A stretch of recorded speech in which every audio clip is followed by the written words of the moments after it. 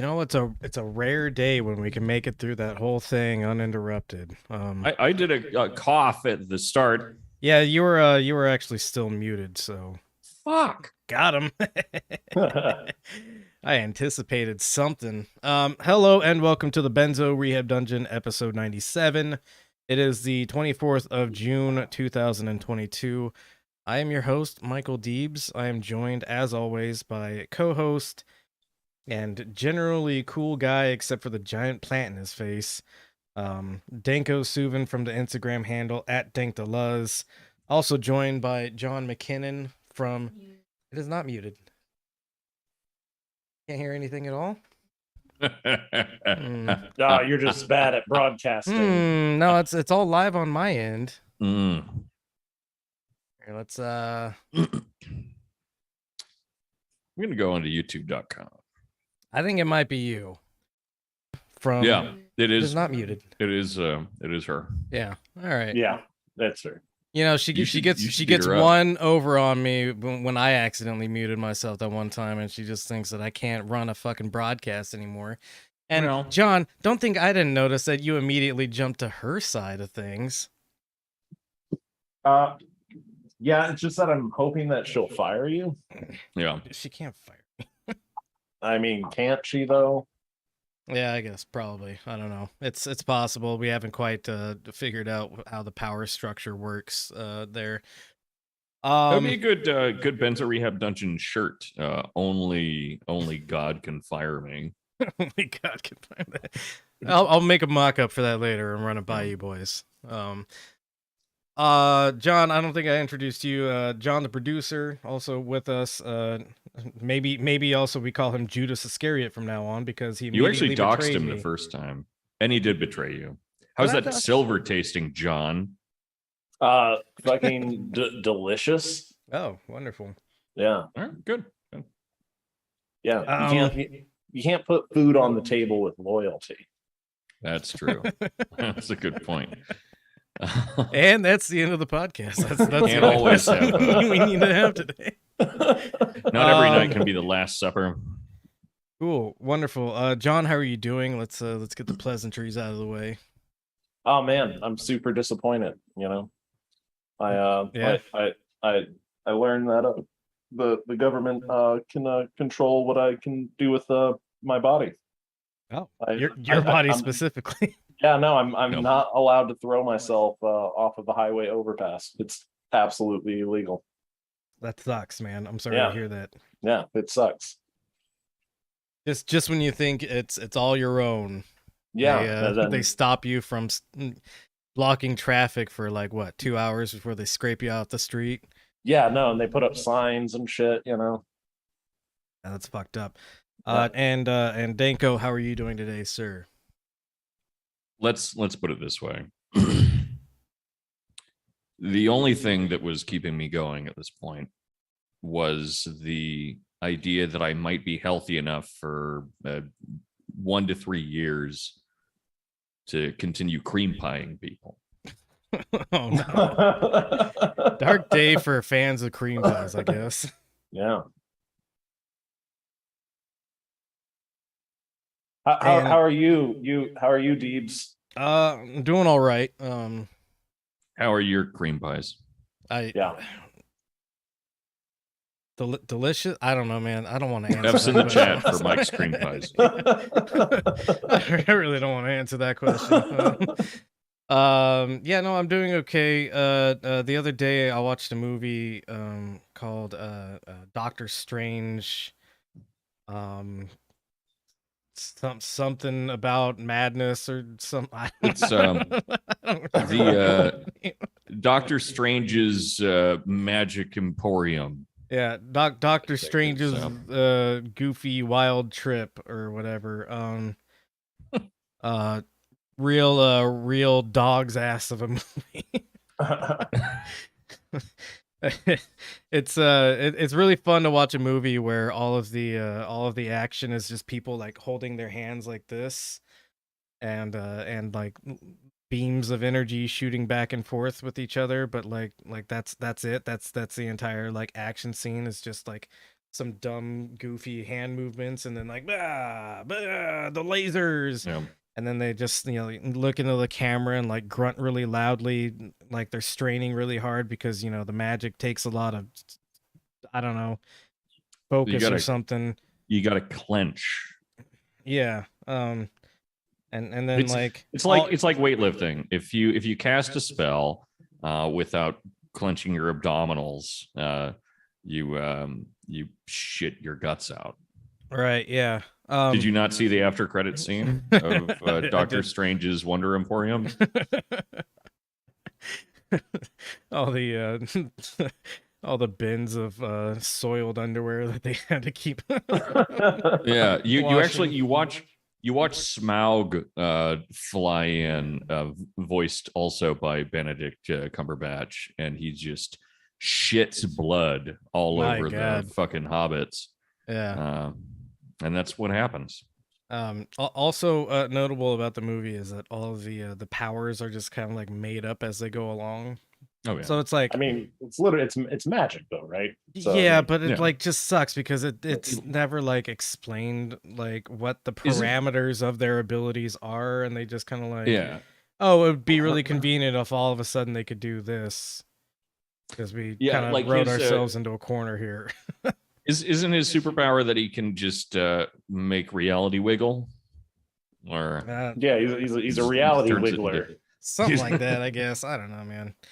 Anyways, don't recommend it.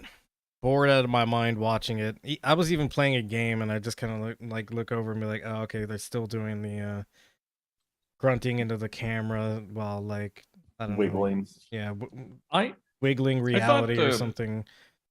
I thought the first one was passable. Yeah, I think it was an interesting sort of departure from the Yeah. standard Marvel movie, but not enough just- that it like was amazing or anything. And this is just like. No. Ooh, isn't it weird and wacky how there's multiple universes sort of stuff, and no, don't watch it. I do cringe pretty hard every time I see that clip of Doctor Strange's third eye opening, like a literal third eye. That Yeah. hurts to see. That does not look good. Yeah. I do remember specifically that moment. I was like, okay, cool, the movie's over. Oh man, why is there another scene? And then he walks outside, and then like, oh no, my third eye is opening. Blah.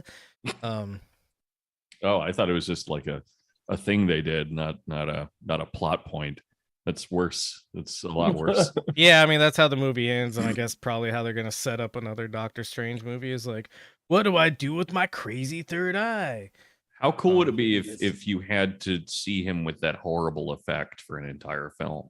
That'd would be rule. See, that'd be great. That's I think that's what's gonna happen.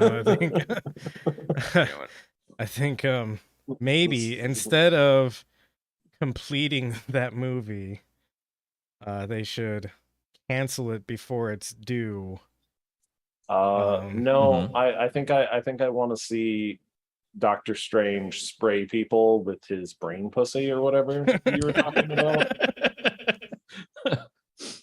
What they should do is they should cancel it and just make Guillermo del Toro's Mountains of Madness movie that got canceled 1,000 times. Yeah, that's a real bummer. That would makes it really probably sad. been a good one. Yeah.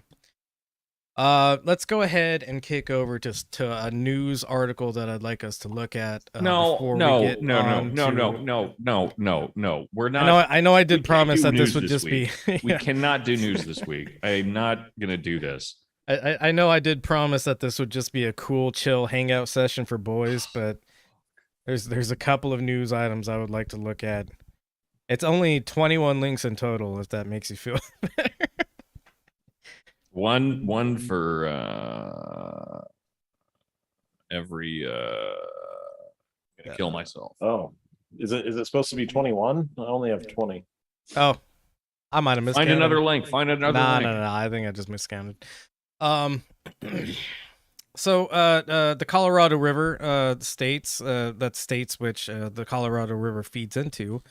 I believe there's 4 It's like of them, 6 Yep. maybe. I thought it was 6, but I live near the Colorado River. Okay, yeah. So how does that feel? basically the entire southwest of the country kind of relies on the Colorado River. The Colorado River states need to drastically cut down their water usage ASAP, or the federal government will step in. We refuse. Yeah, I know Texas is already going to be a problem. Thanks, Texas. Go It's- ahead and scroll down a my- little bit, though. Go My ahead. favorite thing about living in California, especially during like the years of 2017 until whenever, was that the first, well, apart from like a MAGA hat or something, the first sign that someone was conservative was invariably that they would walk up to you and start bitching about how they can't water their lawn as much as they want to. Yeah, which is Like that's something always that's the first thing. literally never been enforced. Right. Yeah. It's Yeah. like, But they all imagine that there's like some evil meter maid that like is standing outside of their house specifically. well, that and keeps checking their water here's usage. why is because they have the mindset of the evil meter maid, right? They are the meter maids that they want to fight. I mean, this is the same thing about cops, right? Like, nobody better take away my guns or anything like that. And I do agree with, Second Amendment rights to certain degrees. But meanwhile, they'll have like the mole on Labe sticker on one side and the thin blue line sticker on the other side. And it's like, brother, who do you think is going to take away your guns if all the guns are being taken away? It's the people on one side of your bumper sticker like series of Yeah. derangements. So and that's why these conservative types always have this like unmatched, unhinged response to like the government is saying you should probably like water your lawn twice a week instead of every single day. Is because they are the meter maids that they want to fight. They're the kind of people who love that extreme power that can be exerted over other people. Right. Just They're don't going like to call it. the cops on you for having like an illegal barbecue in the park. Yeah, exactly. So getting into the metrics of this, during a U.S. Senate hearing on Western drought earlier this week, the commissioner for the Bureau of Reclamation told the states in the Colorado River Basin that they have 60 days to create an emergency plan to stop using between 2 and 4 million acre-feet of water in the next year, or the agency will use its emergency authority to make the cuts itself. For context, the entire state of Arizona is allowed to use 2.8 million acre-feet of Colorado River water each year. So basically Arizona falls into the middle of how like much we're supposed to cut collectively out of all these southwestern states. Get exactly how many I looked it up, and today's been a wild day of I was telling the listener and you guys before the broadcast started, but I had to rebuild the link structure like 5 times today because new stuff just kept coming out, and like I was like, shit, yeah, this is also another thing I should talk about. So I think it's somewhere in the range of like 40 million people's worth of like water use essentially has to be cut from these 4 or 6 states. That's a lot of people. I always think about like these crazy ideas around like sci-fi, not even sci-fi, but people who have these imagined futures of terraforming Mars and shit, or living in domes. And it's like, we can't use a river in the Southwest without fucking ruining it. Like, I mean, like a good episode for people to go back to if they want to see this kind of like cockamamie bullshit, like futurist sort of view of like a utopian society. We did one called like Places That Aren't Real but are trying to be. I think it was like literally the and shit. Yeah, like, where we talked about like all the billionaire projects of like utopian societies and how just like fundamentally fucking dumb they are. The crypto islands and shit like that, or something. Or maybe that was like part 2 or something. don't throw the futurists into this. They at least have a sense of aesthetic taste. that would be a good meme. Society if the futurists were all thrown away. Just a bunch of dirt huts and people like actually living in harmony with nature. Wouldn't that be nice? It's 60 days to figure this out. I believe this was like last week sometime this was announced. It's probably going to get kind of weird for water usage in the Southwest. We'll see how this works out, but I'm a fan of getting away from this region, and I hope to do that pretty soon. Especially more and more things like this are going to come down the pipeline. Gonna say, the Midwest, not so bad. Not so bad. I always say West Coast, best coast, but maybe Midwest, mid best. Yeah, Midwest coast, mid to best. Yeah. Coast. Yeah. Cool. So that's that. I wanted to talk about that for a moment. Did we lose John or? I hope so. No, I'm still here. I think he turned off his camera so he could do illegal drugs. Oh, not the illegal drugs again. Yeah. John. I just had to shoot up a whole school 20 bag of heroin, I think. Jesus, yeah, or whatever the kids are calling it these days. Is that in preparation for the next series of topics we're going to discuss? Yeah. I just want to be, sedated. I mean, nothing keeps you from ejaculating like a lot of heroin. Yeah, right. Yeah. So. Chemically castrating yourself with heroin. We've all been there. I mean. It's the only ethical solution at this point. Cool. It's a very American solution. John, go ahead and go to the next link, which is of course going to be our main topic of the night, which is the Supreme Court got a little goofy today. I mean, it's been pretty goofy for a while, and we'll talk about that later. But one of the major things that it's been real goofy about, Supreme Court overturns Roe v. Wade, ending right to abortion upheld for decades. If you want to go down to the body of the article there. Cool. Yeah. In a historic and far-reaching decision, U.S. Supreme Court officially reversed Roe v. Wade on Friday, declaring the constitutional right to abortion, upheld for nearly half a century, no longer exists. Writing for the court majority, Justice Samuel Alito said that the 1973 Roe ruling and repeated subsequent high court decisions reaffirming Roe must be overruled because they were egregiously wrong, the arguments exceptionally weak, and so damaging that they amounted to an abuse of judicial authority. That's so goddamn cool. Yeah, one of his like little tests for whether or not something should be upheld by the Supreme Court is whether or not it has the traditional like historical precedent. traditional historical precedent in the US. Apparently I don't know what 60 years. Yeah, basically, half a century in a country that's maybe like 3 centuries old. Right. I mean that really kind of shows you I mean, again, it's obvious, but how flimsy this whole like constructivist argument around law is, in the sense that, okay, so our goal is to view things based upon how they were viewed, and how they were viewed necessarily dilutes over time. Yeah. Right. Like, so what the fuck do you want? It also, it sets a lot of really bad precedents on its own, of course.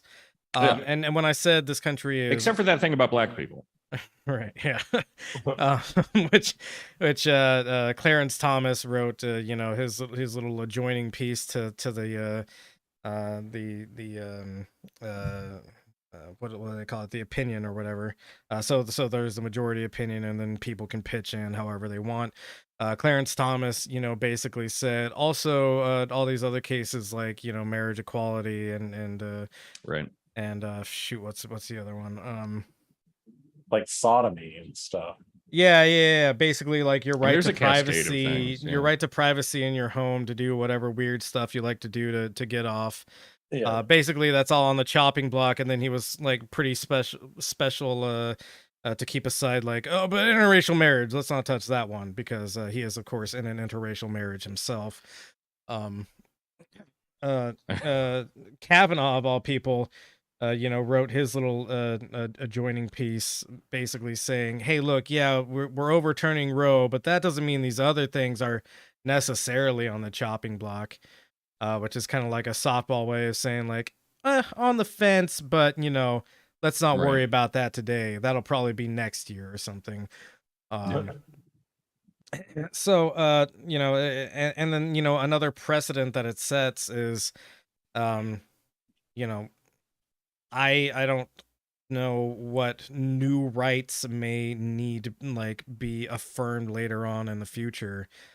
But this basically says you can't have any new rights. It has to be part of something that's been pre-established for hundreds of years. Again, in a country, I said 3 centuries, really like 2.2 centuries. Right. 1775 is when the Constitution or the Declaration of Independence was signed. Or was it? No, it was 1776 because 1775 is when yeah. Well, and isn't the Constitution, like the government that we have now, was like 12 years after that, though, right? Yeah. No, we it had took quite Articles some of time. So Confederation and all like sorts of shit. yeah. So the formal government really didn't exist until like the turn of the 1800s, and Yeah, no, yeah, because this right that we've had for like a pretty decent chunk of our country's history is now being thrown away because it doesn't have enough of a traditional history about it. I mean, that's one of the really funny things is that so many of the people that that are constructivists or like pretend to be or whatever, who are like, we need to have a very literal view of the Constitution in order to make sure that the homos can't suck each other off in public or whatever. They're the same people 8 out of 10 times who love the Articles of Confederation. Right. Yeah. Or like it's states rights to what? Right. Well, no, but also like even before that, or like the Federalist Papers or anything like that. Right. Like yeah, because it was all this amorphous. They want a decentralized government and things like that, and I think there are arguments for some of that stuff. But yeah, it's really interesting that they love the Constitution, but really they'd rather have something else. Of course, yeah. No, it's all garbage. As Jessica points out in the chat, the Articles of Confederation was our first system of government. And then they very quickly learned how that didn't work, which is where you get the Federalist papers coming in. Because you gotta fucking tax people and shit. Yeah, you can't just let everything run itself, because it turns out it doesn't run itself, and you have to. I mean, like coming from this from the position of somebody who is more or less an anarchist, anarchism is really just about having a justified hierarchy. So you have the justified hierarchy of somebody collecting taxes and then doing like actual things that matter to the public, like creating road systems that work and are maintained properly and stuff like that. You can't just let that system, figure itself out on its own like anarcho-capitalists think it can, because they're clown people and they don't actually, like, they're all greedy, selfish clown people who don't want the greater good to be upheld. They want their greed to be upheld. Yeah, where we're going, we won't need roads. Again, and somehow think that they're going to be one of the people owning a road. Right. Well, I mean, yeah, right. Yeah, no, I mean, we could go on a whole thing about anarcho-capitalists, and I think we have I'm here and memeing there. it right now. So Oh, okay, well, good. what was that? I said, okay, good. I'm glad you're memeing it. Sorry, I can't. You can't focus right now multitask. because you're memeing. Yeah. I get it. Huh? You dog. Let's go ahead and zoom on over to some of the responses to this ruling. Which is this first one is Nancy Pelosi. I am personally overwhelmed. Nancy Pelosi is she's gonna do something that's gonna change this whole situation. Oh, good. She's gonna read a poem. I love it. Poetry can change the world, guys. Especially now, if it's. I'm not going to ruin it. I struggled on whether or not I should preface the poem with the information.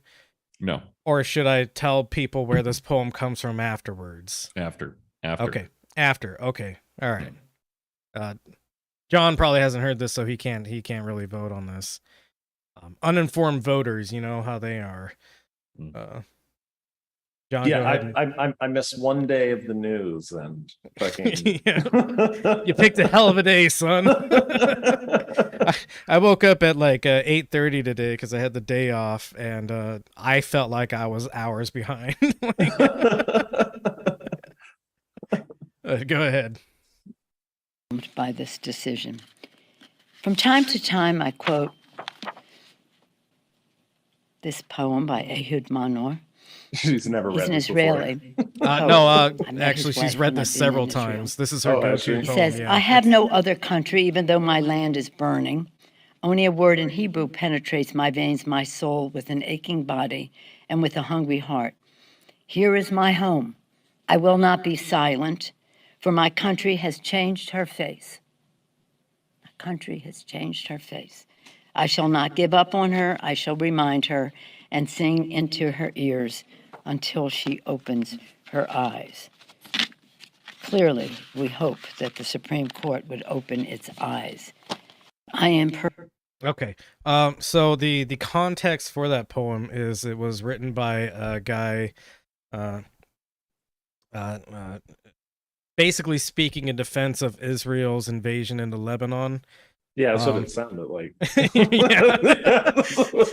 So her poem about the country changing its face and you can't recognize it anymore. The changing of the face that was happening that this guy is lamenting is one of the rare instances where the IDF did war crimes and was actually held accountable for it.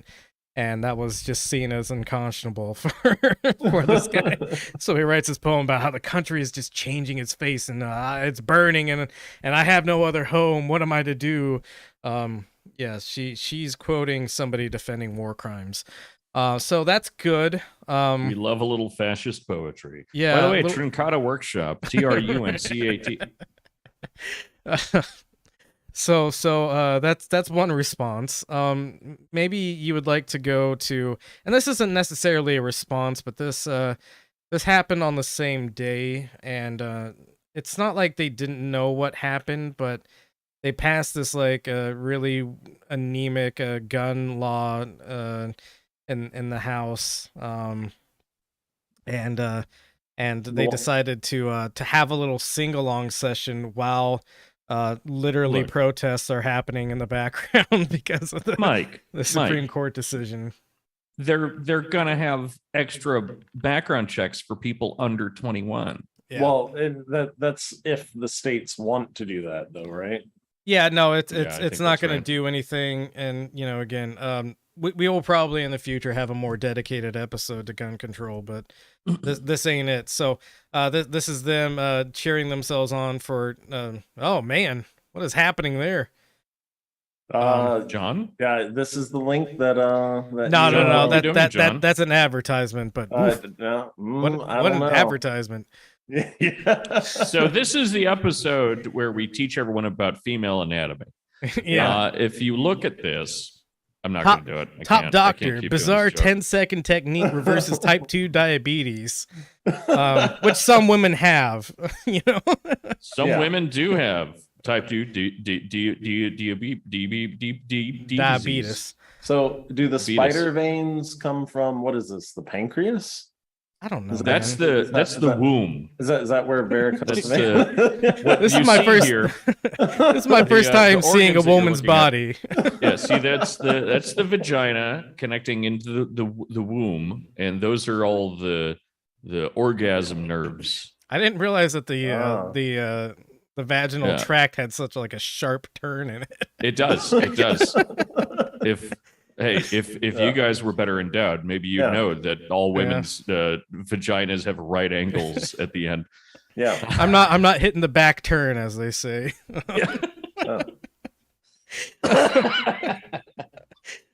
Hell yeah. So we have to get through this Good. ad, Good. mute it so we don't have to hear whatever this is, because I doubt 10-second technique reverses type 2 diabetes.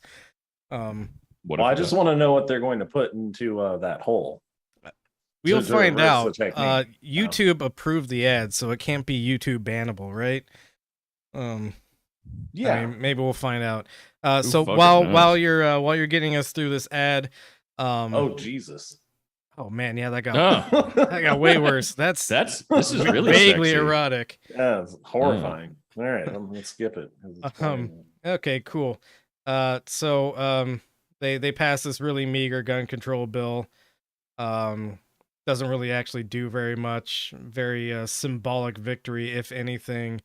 And while protests are going on because the Supreme Court did something that actually matters to people's lives, they decide to have a little pat on the back sing-along session. Go ahead and It's my play favorite this thing clip. about Democrats. Yeah. Very important Yeah. messages. Oh yeah. And jeez. also Ah. want to join them in acknowledging the activist. As you've all heard me say again and again, our inside maneuvering can only accomplish so much. It's the outside mobilization that makes all the difference in the world. And much of that mobilization has been spontaneous and organic, not organized by us, but springing from the heartbreak of it all. I know that I have a coin, a challenge coin, Stand with Parkland. Stand with Parkland. In standing with Parkland, we stand with all of you, with all of you. And again, we will not rest until the job is done. And now, without voice or training, we are now going to sing God Bless America. So is that just how like militarized American culture is, that there's a challenge coin for everything? I guess I don't know, man. Could you imagine being in like a veteran bar or something like that, and somebody like slaps down a challenge? Like nobody actually does that shit anymore, anyways, right? Yeah. That's all like VFW shit that's died out like years and years ago because all the veterans died out from Agent Orange and shit. But you know, could you imagine though if that culture still remained and somebody slaps down their like I don't know, 3-star general challenge coin, and you slap down the Parkland shooter challenge coin? No, actually, sir, you owe me a drink. Well, I'm in the market for a new challenge coin now. Yeah. I know there's 3 VFWs within driving distance of me. I heard you can get one from Nancy Pelosi if you where's my beep button? That's a button I need to add is like just a censorship button. Oh yeah. Anyways, go ahead and play it. God bless America, land that I love. Stand beside her and guide her through the night with the light from above. From the mountains to the prairies, to the oceans, white with foam. God bless America, my home, sweet home. God Cool. bless Go ahead and stop that, please. Jesus. Yeah, that's just fucking like it was amusing at first, and then it just like every second after just made me want to just scratch my eyes out. I think. Oh yeah. And the Democrats can't tell me they don't have the money for this. I think anytime they succeed in something like this, they should get a professional choir to sing it, because I'm tired of hearing their shitty voices. Like, at least make Yeah. it good, you know? Like a soulful rendition of it sung by a real choir. Yeah, like I know that they have those like retirement community choirs, but like nobody actually like goes to them, you know. Mhm. Nobody wants to see a bunch of old rich people sing show tunes. Yeah. Right? Like, Three old people want to see that. yeah, Yeah, I there's guess probably that's true. actually some people that want to see that. Nancy actually. Pelosi wants to see that. Let's so the listener, the viewer might be asking themselves, I suspect many of them kind of understand and know, how did we get to a point where this right that we've essentially had for 50 years is now being overturned by the Supreme Court? You would think that something that's been around that long and has been Would accepted have for some that precedent. would have some precedent, but also maybe would have been like codified through legislation in some way, perhaps a constitutional amendment to Mhm. grant this. There's like what, 24 amendments or something like that. 25 maybe. I don't know. I'm not a constitutional scholar. I'm just a guy. Uh, but we have all these amendments of the Constitution because it's been recognized a couple of times. And this applies to. It's 33. Oh, it's 33. Oh, I guess they snuck a couple by me. No, it's oh wait. I'm stupid. Why does one list say 33 and one says 27? I What's don't up with know. that? I'm gonna get a degree in constitutional law real quick. Yeah. I'll be right back. You can. It's 27. It's 27. Yeah, it's 27. Okay. I was like 33 doesn't make sense, but So it's been recognized 27 times that the Constitution didn't quite capture all the things that we needed to capture. And this is something that, this could be the 28th amendment for all I care. Notably, something like the Second Amendment, which is considered a constitutional right, is an amendment. So it's not really a constitutional right as per like the founding fathers' intent. It's something that was added on later. For better or for worse, there's some amendments that are pretty good, like the Fourth Amendment. Unlawful search and seizure is a pretty cool one to have ready for if the cops are trying to fuck with you. They still do anyways, and we'll talk about how they're basically immune to any kind of recourse in a lot of cases now. But there's never been any legislation offered to codify the right to an abortion into law.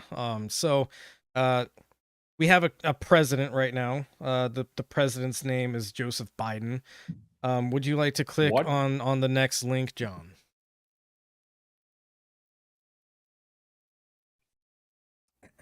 We don't need to watch the video or anything. Just go ahead and look at the headline. Where, there it is. So the headline of this article is Biden voted to overturn Roe v. Wade in 1982, saying women don't have the sole right to say what happens to their bodies. The president had said in 1974 that he thought Roe v. Wade ruling went too far. This is pretty early on after Roe v. Wade is the ruling is made in Roe v. Wade. Which basically says yes, there is a right to an abortion. So Biden is actually an old anti-abortionist, and the Democratic Party is going to make this huge push to say that, well, if you vote more of us in, then this right to abortion will be codified in some way. That's not really historically been the case, and we'll look at a couple of other key players in the Democratic Party and how they've addressed the abortion issue, and how basically what it's been is they kick the can down the road, so it's something that they can continuously run on and say, hey, look, you've got the sword of Damocles over you over there, and if you don't elect us, it'll start cutting you. It's very similar to their response to things like the Iraq War, where of course they all fucking voted for it, and then afterwards, because it was a Republican president that was presiding over it, and then they all regret the choice or won't talk about it. You just know that we'll never do anything like that again, even though they do it all the fucking time. Right. Yeah. So that was that's old Joe Biden. He's actually had a pretty long history of being anti-abortion. The 2020 Joe Biden campaign, in which he was all of a sudden this guy who's pro-abortion access, really can't be overstated how much of a fabrication that was. Really just how much work activists unfortunately did in service of redeeming his public image when he didn't deserve his public image to be redeemed. And I think it would be a mistake to see his inaction on this issue, not wanting to push for expansion of the Supreme Court, which expansion is kind of just a band-aid to a greater issue of whether or not the Supreme Court should exist in the first place. Supreme Court historically has been used to justify whatever atrocious thing the government is doing at the time. Basically, the Supreme Court can be viewed as the U.S. government's lawyers, and the way that we determine whether or not something is legal in this country is like, oh no, we checked with our lawyers and they said it's fine. And there's no actual judge in this situation that's saying, no, I think the lawyers might be wrong. The lawyers are the judges. But go ahead and go to the next link, John. So besides Biden, our most recent presidential or Democrat president, he ran pretty strongly on this idea that he was going to push to codify Roe v. Wade. That was one of his major selling points, is that, yes, we're finally going to do it. The Democratic Party has waited too long on this, and we're going to get it done. We're not going to do the Bill Clinton, we'll fund some abortion programs, stuff like that sort of thing that he did for a long time. This time it's real. This time we're going to do it. Immediately after getting elected, he basically said, go down just a little bit, John. The Freedom of Choice Act is not my highest legislative priority. This is Obama got elected in 2008. This is him in 2009 when he actually takes office and is actually able to do stuff. So the Freedom of Choice Act is not my highest legislative priority, Obama said. The most important thing we can do is tamp down some of the anger surrounding the issue to focus on those areas we can agree on. So that was a sharp departure from his comments and an address before Planned Parenthood in the summer of 2007, in which he said, the first thing I will do as president is sign the Freedom of Choice Act, he said at the time. So not even a second order issue or a very high priority issue. This is what he was saying his first act as president would hopefully be.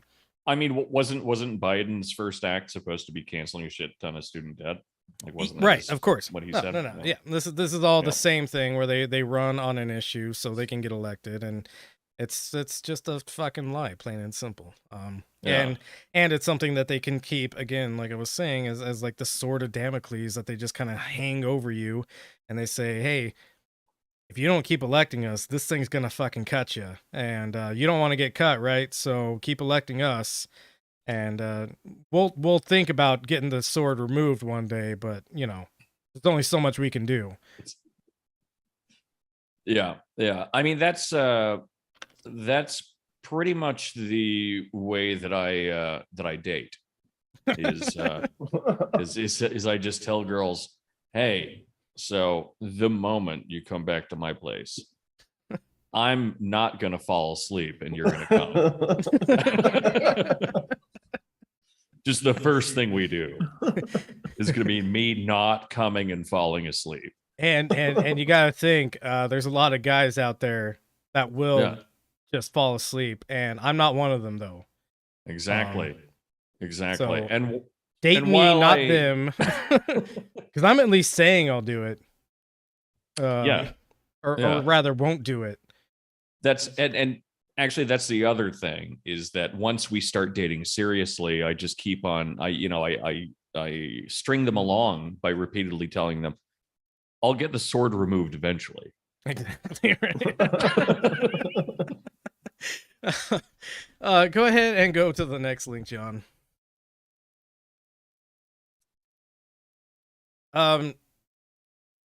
Oh yeah, so this is another thing that Obama did that was really cool is after he was elected, he basically said, first off he said, the Freedom of Choice Act is my highest legislative priority, and then he gave a couple of speeches in which he said, yeah, we're gonna try to reduce how many abortions happen. Basically, the old neoliberal, it's individual responsibility sort of thing, where we're gonna tell you, hey, don't fuck, or if you do fuck, put a condom on, and that way we'll reduce how many abortions are needed, that sort of thing. So that was kind of like the his way of appeasing anti-abortion activists was to say, hey, look, yeah, we're gonna keep it legal, but we're also gonna try to reduce. Legal and rare is something that's gonna come up Right. a couple of times in here. So not only did Obama kind of reverse himself on this issue, but then he also started working hand in hand with anti-abortion activists and working to appease them. And mind you, the first 2 years of Obama's presidency, he could basically have done anything he fucking wanted to. He had Oh, a yeah. Democratic majority, and people will argue with whether or not that was actually a thing or not, because a couple of Democrats got sick here and there, and it's like, fuck off. Make them come in for a special session when they're better or something. There's lots of fucking things you can do. Make them come in sick. I don't care. Right, And, yeah, and I mean... hold on. Go ahead. John, you're holding a bottle of whiskey, it looks like.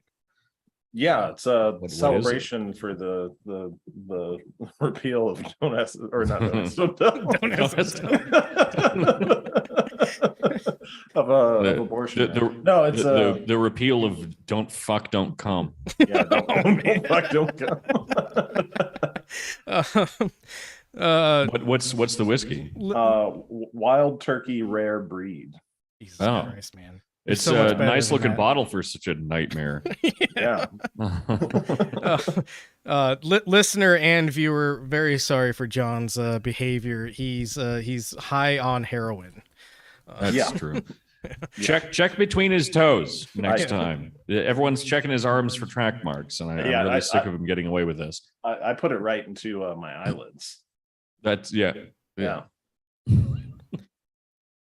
So this little snippet of an article that I linked, I should probably read. The promise of the speech at Notre Dame was slowly smothered over the course of more than 2 years of staff work. Before the speech, a senior-level policy process had already been established to carry out the president's vision of abortion reduction, a mandate the president gave the faith-based initiative when he revamped it at the beginning of his term. The president charged the renamed White House Office of Faith-Based and Neighborhood Partnerships the broader Domestic Policy Council. The faith-based office is a part of the Domestic Policy Council and the White House Council on Women and Girls with taking on the effort. It goes on about how this person was involved in that sort of shit. Over the course of the initiative to reduce the need for abortion, we met with more than 100 leaders and advocacy groups, held dozens of internal meetings, and spent hundreds of hours on draft documents. The end goal was clear: create a set of common ground policies and administrative actions that move our politics beyond the zero-sum game of the culture wars and actually reduce abortion by addressing its root causes.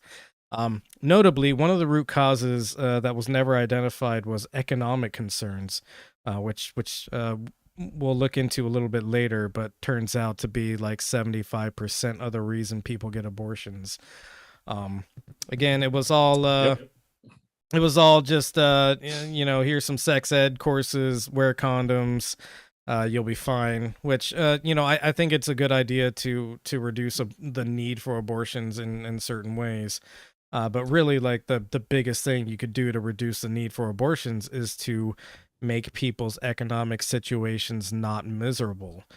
Yeah, like that's the thing in the end, which is that yes, people who are anti-abortion are largely anti-abortion because they're misogynist, but the one of the bigger reasons that is kind of hiding behind that in a funny way, like I don't know that a whole lot of people really realize that this is what's going on in their own heads, though I'm pretty confident about this, is that people are anti-abortion because they're against like economic equality in general.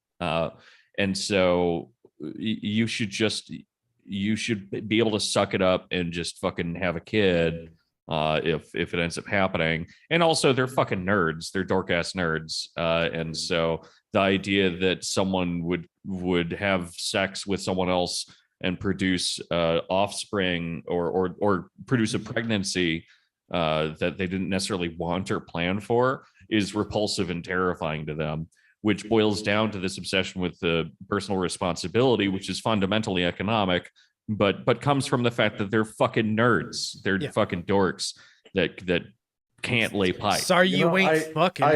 I think you're overthinking it, Danko. I think of course that they're just pregnancy fetishists, you know. Yeah. All anti-abortion people are into pregnant ladies. I have nothing to say about this. That's probably true to a degree. Go ahead and go to HCS. What about you, Danko? What you drinking? He's drinking a Bloody Mary like a fucking idiot. No, I finished my Bloody Mary, and now I'm drinking a Happy Place beer by Third Space, a great local Milwaukee brewery. As Look well at you supporting as local business.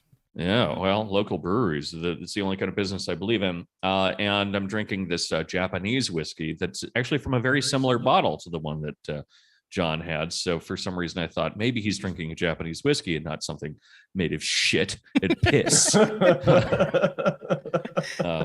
it's called Sensei, and it's only 40%, and it tastes like it's 50%. And I don't know if I like it or not. Let's see. It's fine. Cool. Luke in the chat says, if you're poor, fucking is a hedonistic luxury you shouldn't be doing instead of working. Yeah, kind of essentially. Who let a guy into the chat? We've got a couple of them in the chat actually. Excuse me. Man. Yeah. I think the viewers become intersex. Yeah. Hell yeah. Many such viewers. So this is one of Hillary's earlier presidential runs. This is when she was actually running opposite of Obama. And you know, of course, because the Democratic mainstream can't view this in any other way than like aggrievement politics of, well, if Hillary won, sort of shit, we would have this right available to us, which we would have the right, but it still wouldn't be codified, is probably the best I can put it. So you know, if Hillary won during her racism arc, maybe we would still have abortions for white people. Exactly. So this is during a debate when again she was kind of like contending against Obama for the Democratic nomination. And the transcript, I tried to find a video of it because I hate reading transcripts, but this is from back in 2007, so nothing exists from that period anymore on the internet, except for like all the worst posts you ever made that you know, say the N-word or something. Yeah, just all the pictures of my butthole that I turned into ASCIIs and then like back. That's the only thing that exists from 2007 on the internet anymore. So she takes a question from a gentleman named Reverend Joel C. Hunter, Northland, a church distributed. Hi, Senator Clinton. Abortion continues to be one of the most hurtful and divisive facts of our nation. I come from the part of the faith community that is very strongly pro-life. I know you're pro-choice, but you have indicated that you would like to reduce the number of abortions. Could you see yourself with millions of voters in a pro-life camp creating a common ground with the goal ultimately in mind of reducing the decisions for abortion to zero? Clinton, yes, yes. And that is what I've tried to both talk about and reach out about over the last many years, going back really at least 15 years, and talking about abortion being safe, legal, and rare. And by rare, I mean rare. And it's been a challenge because the pro-life and pro-choice communities have not really been willing to find much common ground. And I think that this is a great failing on all of our parts, because for me, there are many opportunities to assist young people in making responsible decisions. That break that I put in there was applause, which Jesus Christ, people. So the idea that if old Hill Dog won in who's posting on the Benzo Rehab Dungeon account? I'm pretty sure you're the only one who has access to that. No, you do. I don't think I do. Yeah, you do. You're on the Benzo Rehab YouTube account right now, John. Unlikely. Yeah. All right. Well, I'm not drinking distilled cat pee, by the way. He's drinking distilled cat. It's distilled Yeah. cat pee. You're right. Yeah.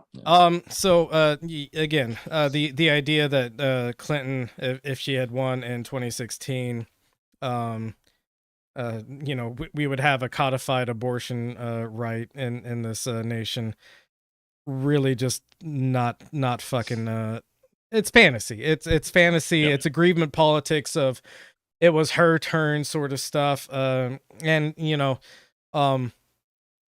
people really like punching down on the voter base. Like, well, more of you or like, oh, but her emails, you couldn't vote for her because of her emails. Like, that's really like such a small subsect of really online people that actually didn't vote for her over that issue. Yeah, there are exactly two people like that, and I know both of them. Yeah, it's me and John. No, I'm just kidding. I didn't vote for her because she's a woman. Right. I actually was able to hold my nose enough to vote for Hillary. And then Biden was a different story because he's such an odious person. I couldn't do it. But Hillary won the popular vote. So, trying to put this on the voter base that she lost because the voters didn't vote for her hard enough. Well, yeah, but only because the Democratic Party for like the last couple of decades has let the Republican Party redistrict everything and renegotiate all the voting laws so that like the popular vote doesn't win. And it doesn't actually get you the presidency. It's like this calculus that you have to do of like making sure you get certain districts and certain states and stuff like that. So if anybody is to blame for Hillary not winning in 2016 and thereby creating this condition in which we no longer have like the ability to get an abortion, again, goes back to the Democratic Party and them allowing the Republican Party, who cares very much about political power, who's always making sure that they deliver for their constituency. They didn't fight back against any of this stuff in all the ways that they should have. They let the Republicans run this. And so now we have a condition where even though the Republican Party is the legislative minority, they still run the fucking show because they've put all this work into actual political power in this country, whereas the Democrats have ceded it to them continually for like 2 or 3 decades at the very least. Probably longer if you like really go into the weeds of it. So Hillary being elected president wouldn't have fucking changed any of this. It may have just, again, as the Democratic Party always does, kicked the can down the road until somebody came along that actually wanted to destroy the right, which is what's happened now. Go ahead. No, yes, no, Okay. yes, Cool. no, yes. Oh, all right. What, John? What is going on with Danko's screen? It's fine on my end. With my screen? Yeah, well, I guess like like I don't know, like you have like a suddenly a very dark shadow across. Oh, he's looking stuff. Oh, He's do probably looking at porn or something, and like he's Oh, well, going I up am to- yeah. watching porn, but I'm always watching porn during the podcast. Oh. A dark shadow? Yeah, no, like it just like I guess your blur screen is like blurring part of your beard sometimes Oh, or is it? something. Yeah. Oh, okay. Also, it must be reiterated porn. that well, Just- also must be reiterated that John is on a heavy dose of heroin right now. Yeah. True. True. Yeah, Why are there's- you all shadow people? This usually just Yeah, happens exactly. on methamphetamine.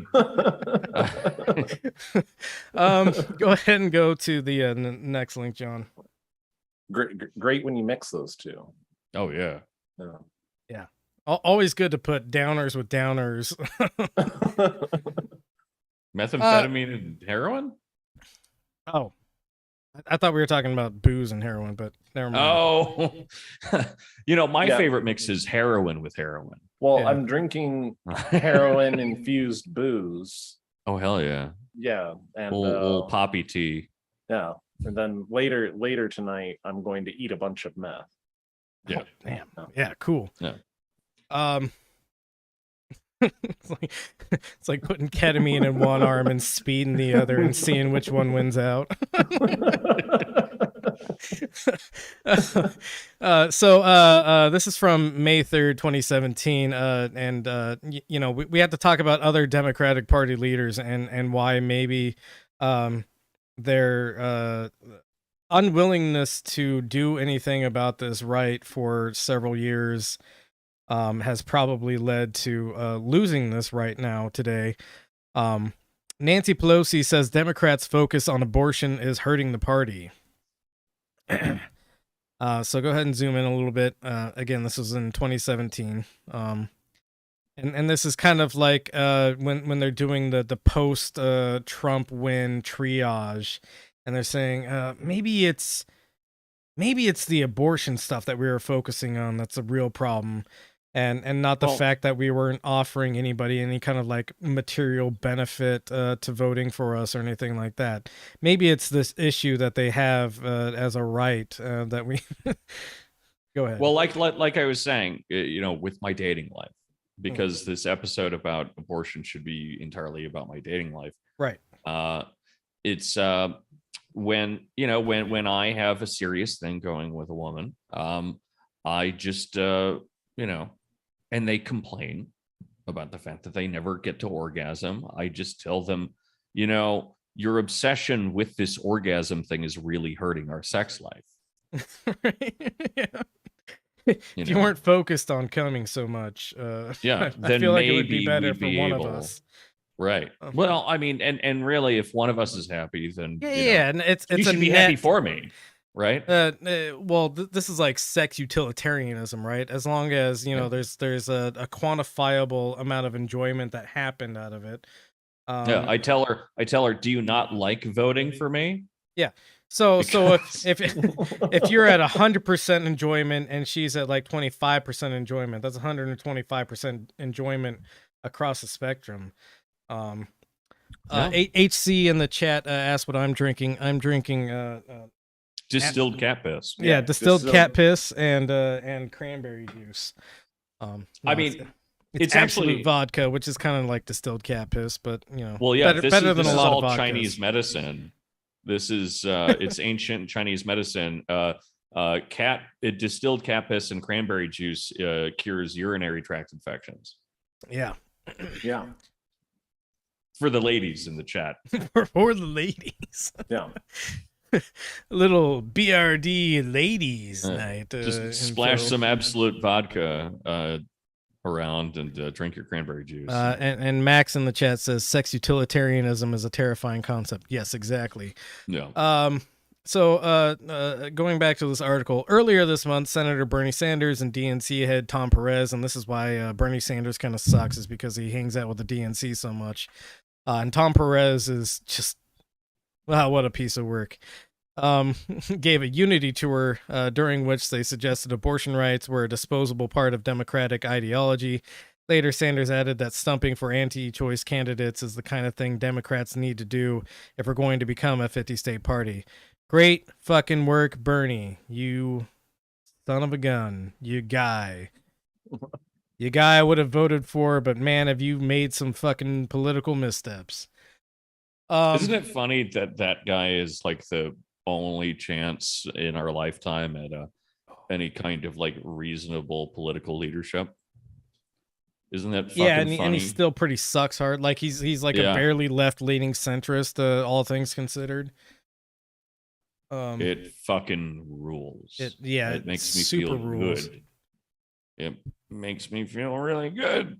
Go ahead and feel go really to good. the next link. Do you want the news summarized each morning for the CNN 5 things? So another reason that maybe this this party isn't the key to maintaining abortion rights is Pelosi, around the same time that she was talking about how abortion as a campaign running topic is hurting the party. She also says, "Don't kick out anti-abortion Democrats from the party." It's been a theory I've had for a while, and I think I've probably expressed this theory a couple of times. A lot of blame is pinned on Joe Manchin for like halting the Democratic Party's quote unquote agenda. Whatever that may be, because it's really kind of vague what they're actually aiming to do, other than we're not the people who say you should be stabbed in the face. But that's really like the only thing that they're giving you is like, yeah, we think if you get stabbed in the face, it should be after we properly adjudicate it. We have to means test the face stabbing. Right, yeah. If you've been face stabbed, you may be entitled to compensation. But not if you're middle class. Yeah, not if you're middle class. Manchin and Cinema to a degree kind of take the fall for being supposedly opposed to the Democratic Party's agenda. I would wager that what's really happening is Cinema is a BPD boss queen who doesn't really care about her legacy and has probably been promised some money if she just like keeps being a goofy little gal for a while. Manchin, on the other hand, is running a very shrewd political operation, in my estimation, where he's just in the family business of making money. Right, the family business of making money, but also he gets to run he gets to run as a red Democrat, essentially, right? Yeah. And he gets to foil the supposed Democratic Party's aims and goals. What somebody like Joe Biden says they want to do with the infrastructure plan and stuff like that. He gets to run counter to that. He gets to foil these plans all the time. He gets to bear the blame from the Democratic Party, which it really isn't his voter base necessarily.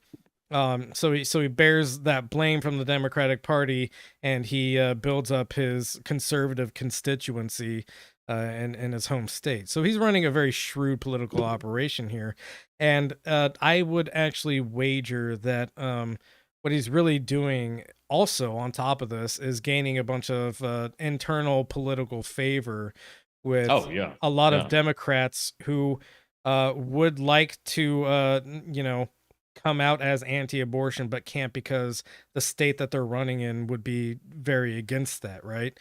Right. Well, like it's funny because with how partisan and all the fucking dumbass words that we use in order to say disagreeing our politics are, it's still the reason that there's so much obsession with like, well, we all just need to learn how to like reach across the aisle, and like why can't we all just get along and shit like that. The reason that you always hear that from politicians is because they want it to look good when they do that.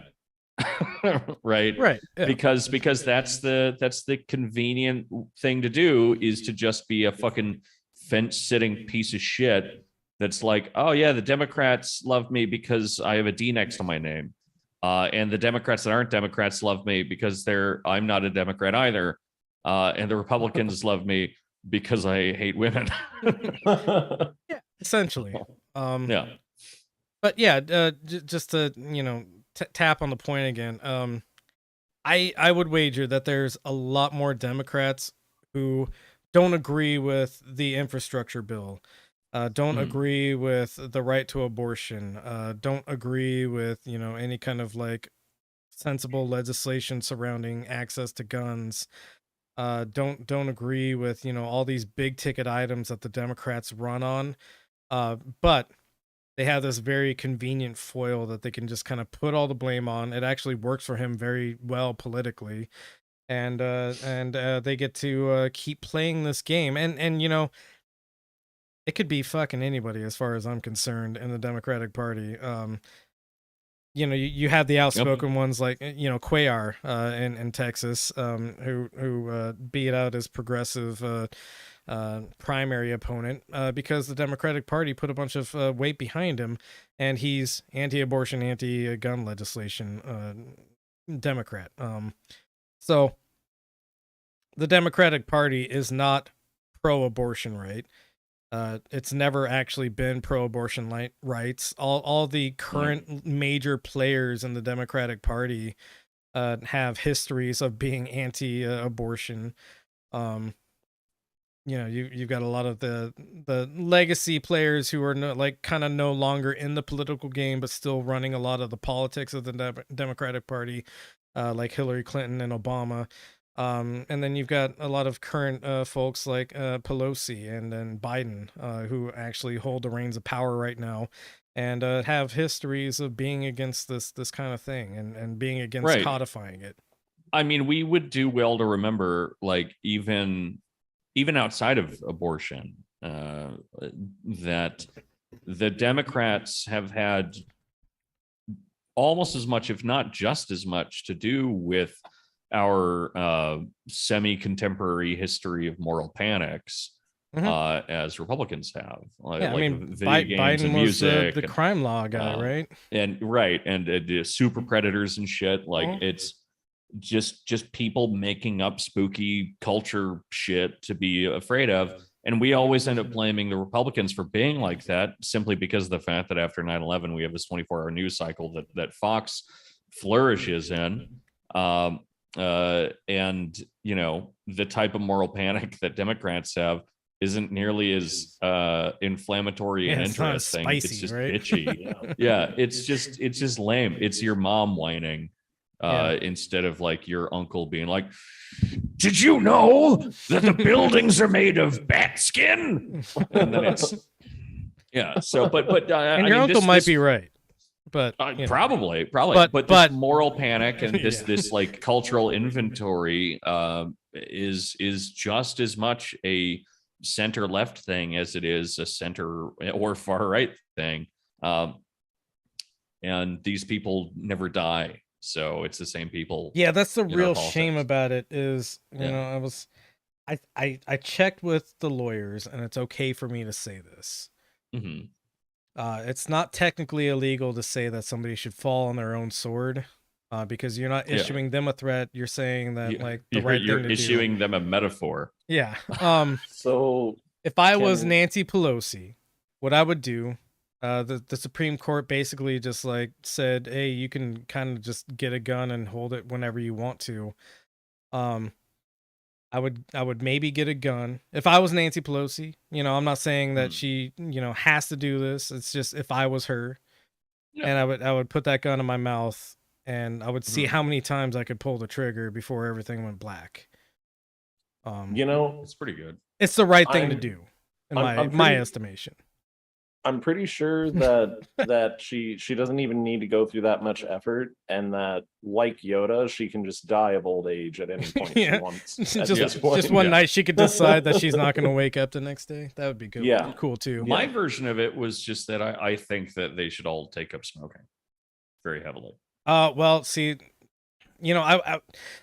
So when I first pitched this episode to you guys, because we were going to be off this week, Yeah, thanks God. Yesterday I was like, hey, I think the Supreme Court is doing some kind of wacky stuff right now. And that was yesterday is when I was saying that. And I think it would be a good topic to discuss. I was actually going to bring up the Biden nicotine like ban that's going on right now, but I think we'll save that for a different episode. That was before I knew that the Supreme Court was just gonna drop this on a Friday. Well, it was scheduled. It was essentially scheduled to happen today. Well, I mean, yeah, I mean, this is the period when they release the rulings or whatever, but they don't tell you in advance which rulings are going to drop on what day. So, I thought they would wait until later. Is all I'm saying. Which means that probably Monday the EPA is going to be gone. That would rule. That would be really fun. I mean, it's going to happen, right? I mean, why? I mean, I get that you could do it as a gesture, but why get rid of an agency that really kind of doesn't do anything anyway at this point? Yeah, because it doesn't have money. I mean, it's going to be it's going to be a huge symbolic win. No, yeah, and to be fair, it actually does do a lot still, but it's just extremely frustrating how little it's able to do. Right, it keeps our water less polluted than it could be. It stops many of our rivers from lighting on fire again. Yeah. Many. So get ready for that. Monday EPA's gone. Yeah. They only allow acceptable amounts of pollution into the water. I mean, literally though, like there's an acceptable amount of like lead content in the air that they have. Which is only because some prop planes still use lead based fuel, and God forbid we get rid of those. I'm at a point, guys. I'm sorry. I get it. This is disappointing. But if we could just fill all of our air with like 1980 levels of lead, 1970 levels of lead, if we could just do that so that I could have the same stupid broken boomer brain as my agonized but stupid and funny elders have, and we could all just become totally fucking R-worded together. I think in some ways that might be better. I think you're right. That's where all the division in this country came from. Yeah, it's they have lead poisoning and microplastic poisoning. We just have microplastics ripping our genes apart, ripping our guts up. Hell yeah, dude. Oh god, I love it when I get a big old microplastic up in my guts. Yeah. blown out my back walls. Go ahead and hit up that next link, John. That's what they mean by back walls, right? Is your genetic code. Yeah, hit that genetic code. So I felt it necessary to discuss why people get abortions. I think that probably plays into this discussion a little bit. This is go up to the top real quick. Actually, before you do this, now would actually be the right time to announce our guest. For the first time in Benzo Rehab Dungeon history, I would like to introduce to you all a woman. Okay. Where is she? Did you not invite a woman? I didn't invite a woman. I thought they've got a lot going on. We would invite our first woman so we could talk about abortion and not be cringe nerds about it. The person, and this was never required of them, but the person who accused us of never having women on did apologize once they had sobered up. We don't.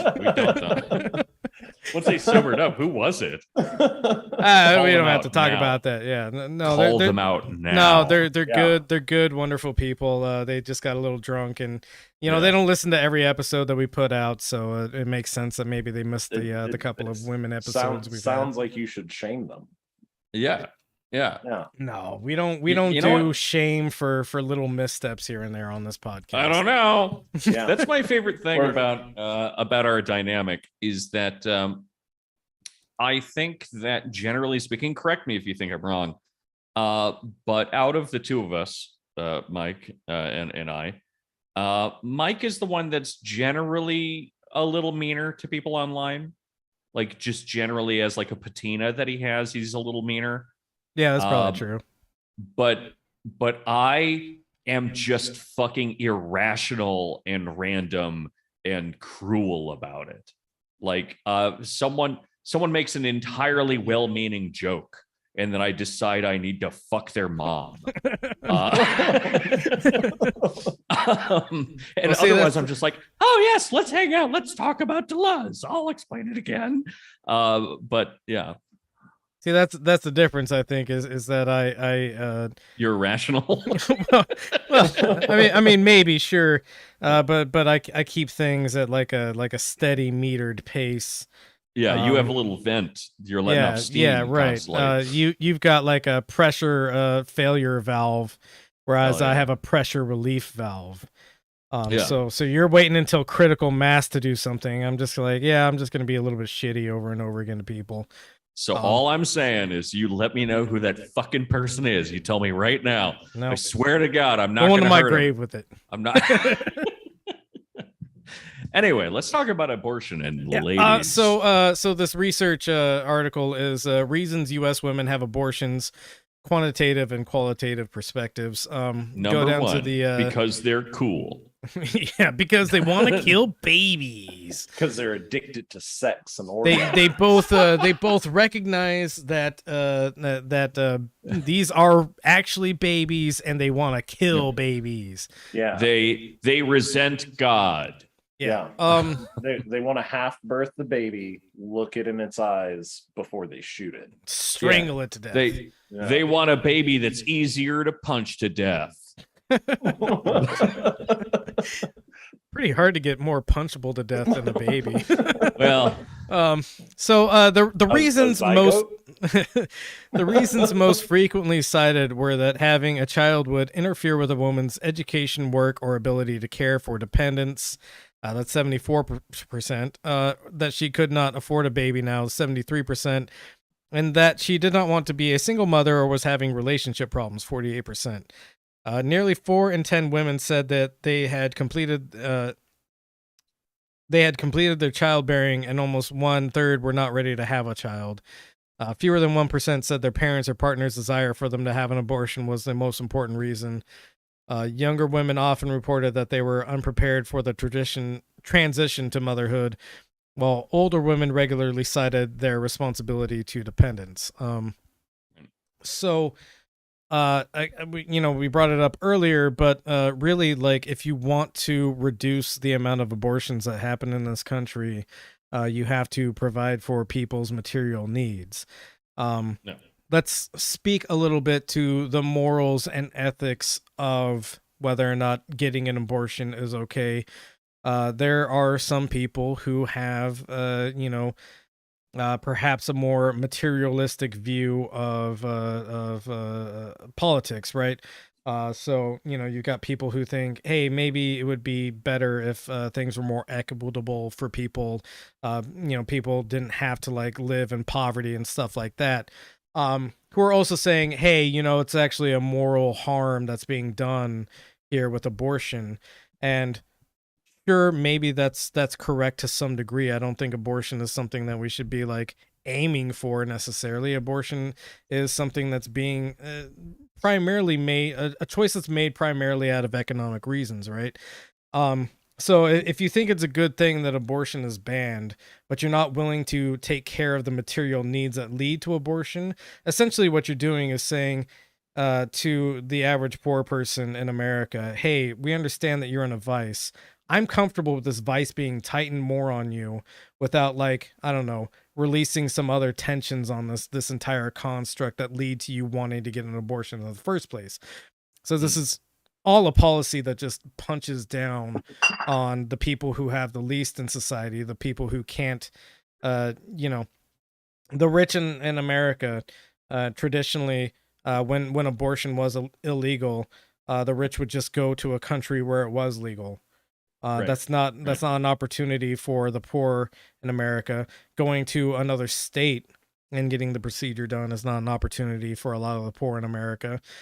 So you know, even if you think that abortion is some kind of moral wrong, without addressing the root causes of why abortion happens and being, you know, on board with this retraction of this right, you've completely missed the fucking point.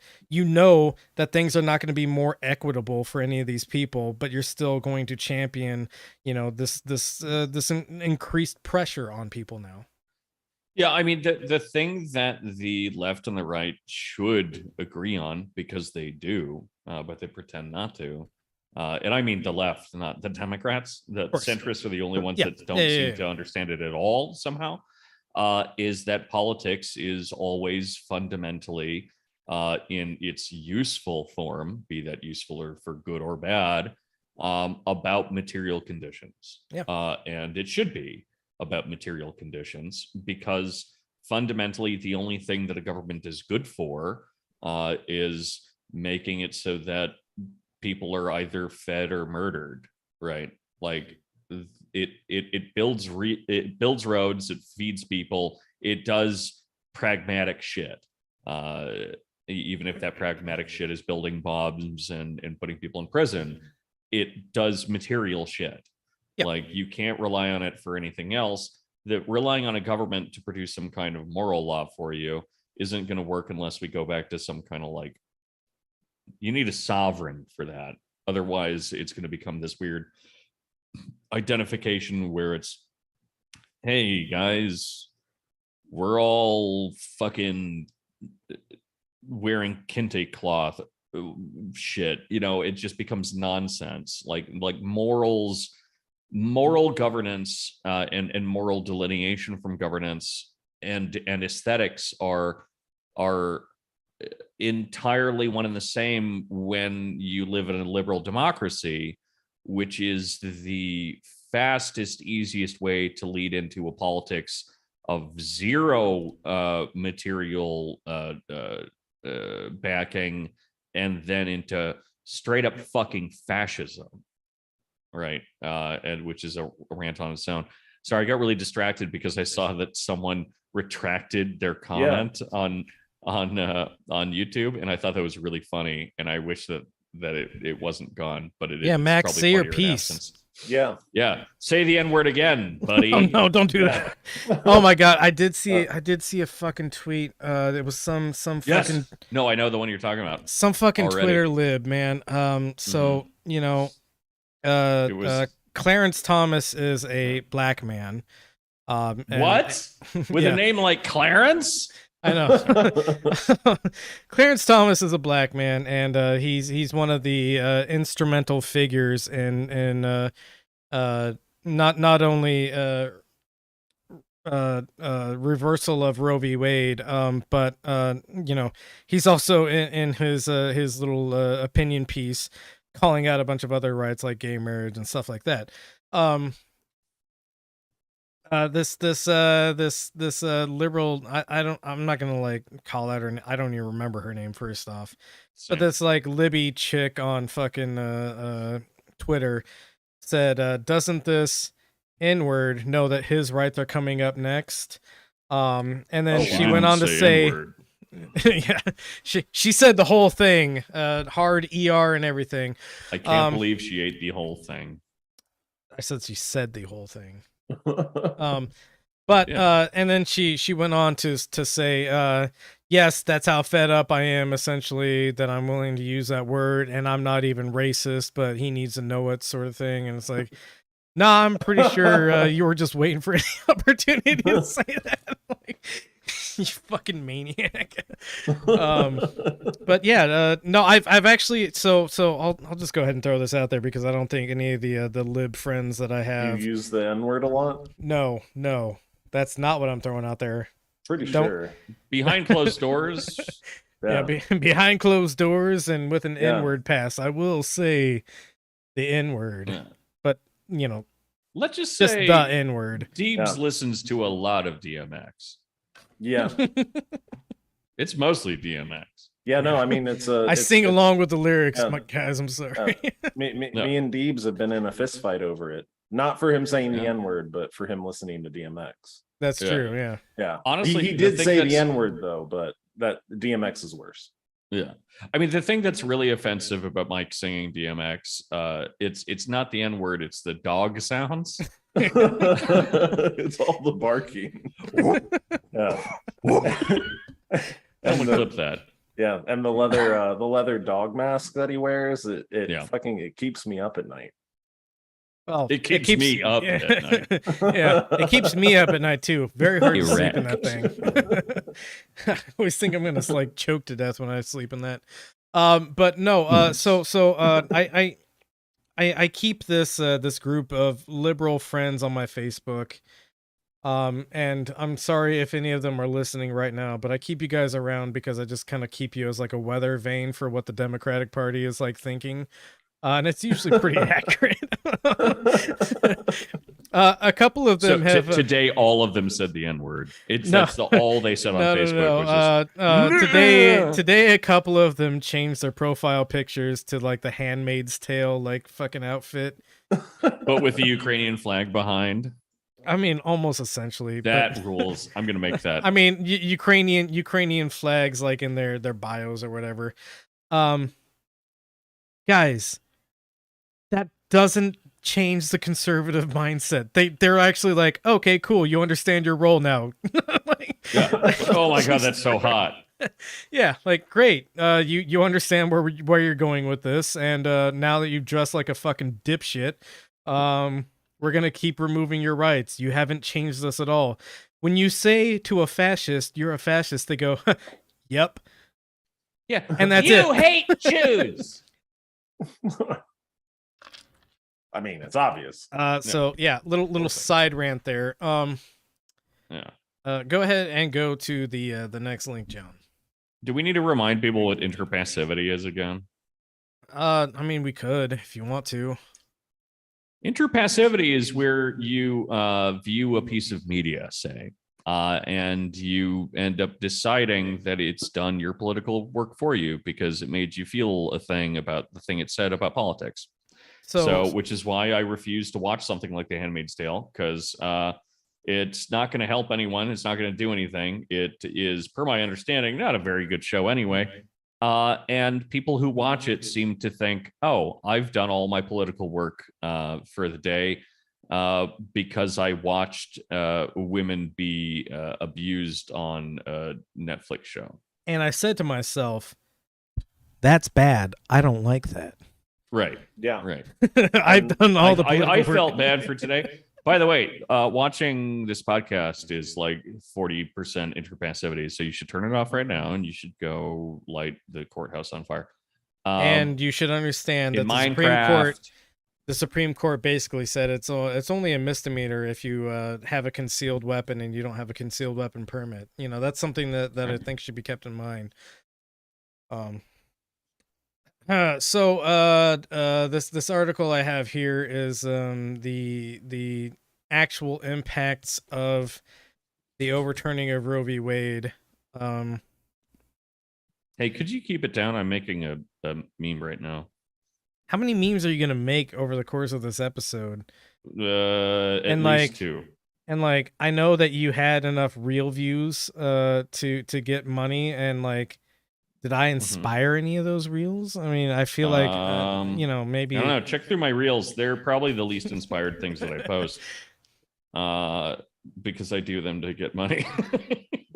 Luke in the chat real quick says interpassivity is when you kill yourself when your gender transition is successful, according to Zizek. Here, okay. I don't see any comments by Luke in the chat. which is weird Yeah. to me. Do you have a different chat?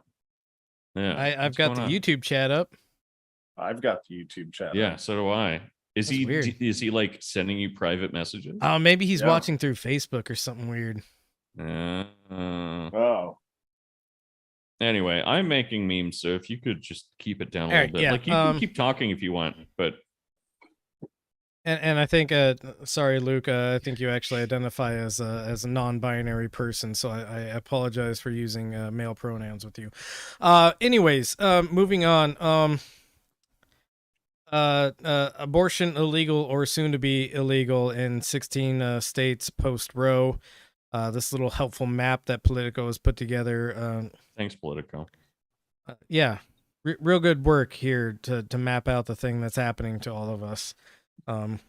Least you could do, I guess. John, if you want to scroll down to the map a little bit more. So we have a couple of categories. We have legal for now, potentially illegal, soon to be illegal, or illegal or banned. Several states, I think it's like 24 or 25 states have trigger laws, which basically say if Roe is overturned, abortion will either immediately be illegal or we're going to like phase in abortion illegality. So Texas, I think that's Oklahoma above it, right? Yeah. Louisiana, Yep. and then we've got there's another red one up. I think that's Kentucky. Okay, and then South Dakota. Sorry, the further east you go on the U.S. map, the less I care about it. That's fair. That's fair. Yeah. So those are states where it's immediately illegal with the overturning of Roe, and then we've got some yellow states where it's like, yeah, we're working on it. It's going to be illegal real soon. And then yeah, so and then we have legal for now, which basically means there's a huge push to make it illegal. So all in all, it's something like 26 states, I think, that are essentially going to make abortion illegal in the coming months. More than half of the states in America.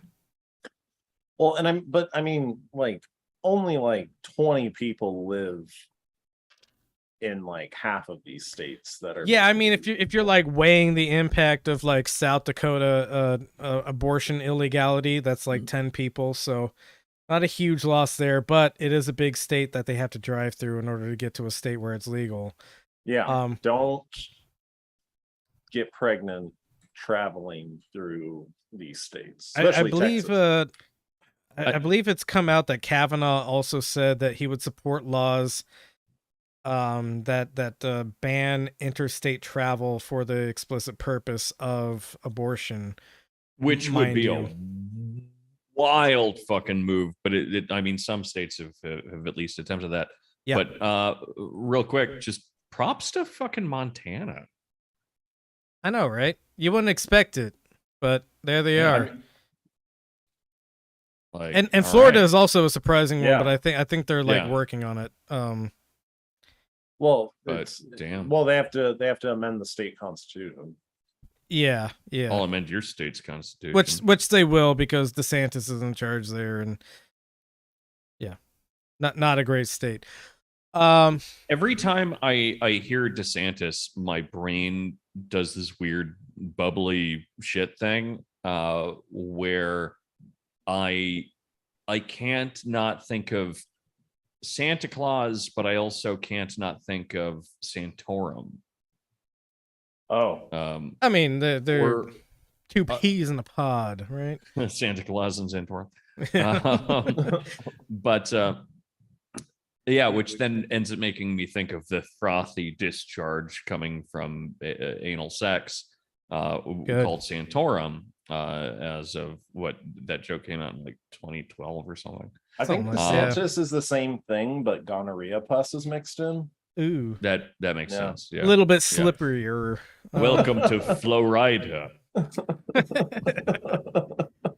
ahead and go to the you might feel yourself a little bit enraged at this news. You might think to yourself, man, we should really redacted certain members of the redacted court and I don't know, redacted.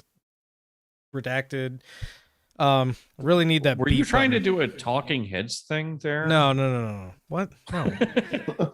And you might ask yourself. Sorry. No, not at all. More just saying we should do some things in Minecraft, sort of feeling that people are probably having. Look, talking heads are great. They're okay. They're a very good band. They're passable. Is this going to be like the Great Schism over Talking Heads? A band that I've literally never heard you listen to, and we've hung out for like extended periods of time. Well, because every time that you and I hang out, I need to play either Death Grips or Swans just to bother you. I mean, I'm pretty okay with Swans. Death Grips is hit or miss. Everyone remember that. Yeah. Anyway, Talking Heads. Hold that heads against in the me chat. someday. That's a thing that's going to happen. So this is Biden telling you how you should respond to this. Oh, cool. Yeah. Well, actually, this is ancient images may represent spirits of the underworld. Yeah. Aborted babies. Yeah. These are the Nazca lines in an advertisement for some reason. Not sure why. But coming up should be the video that I was supposed to have in here. Maybe. Oh, you know what? It must have been replaying. So refresh this page. No, you got to refresh. Behold the the whole page. largest known. There we go. That's the video I was looking for. Not this advertisement. God damn it! Fuck. Everything's got to be fucking transactional, doesn't it? I love advertisements. Look at those fucking nerds. I'm gonna take a second to make another drink. Shut up. I'm not angry shut or up. drunk enough yet. Shut up.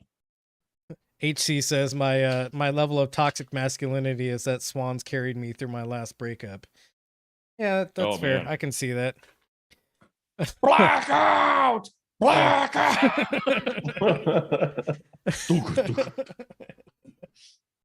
All those percussive sounds and dissonance. Yeah, I just listen to Sensitive Skin whenever I'm angry at a woman. Jesus Christ. Let's clip that part out. Yeah.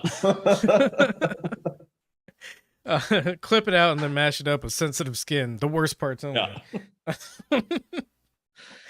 You gotta take him down to the basement. Fuck him. So, Ease John, some tension. If you could please. Oh, that was a bit of a hefty pour. Whoops. John, if you could please play this video. This stuns me.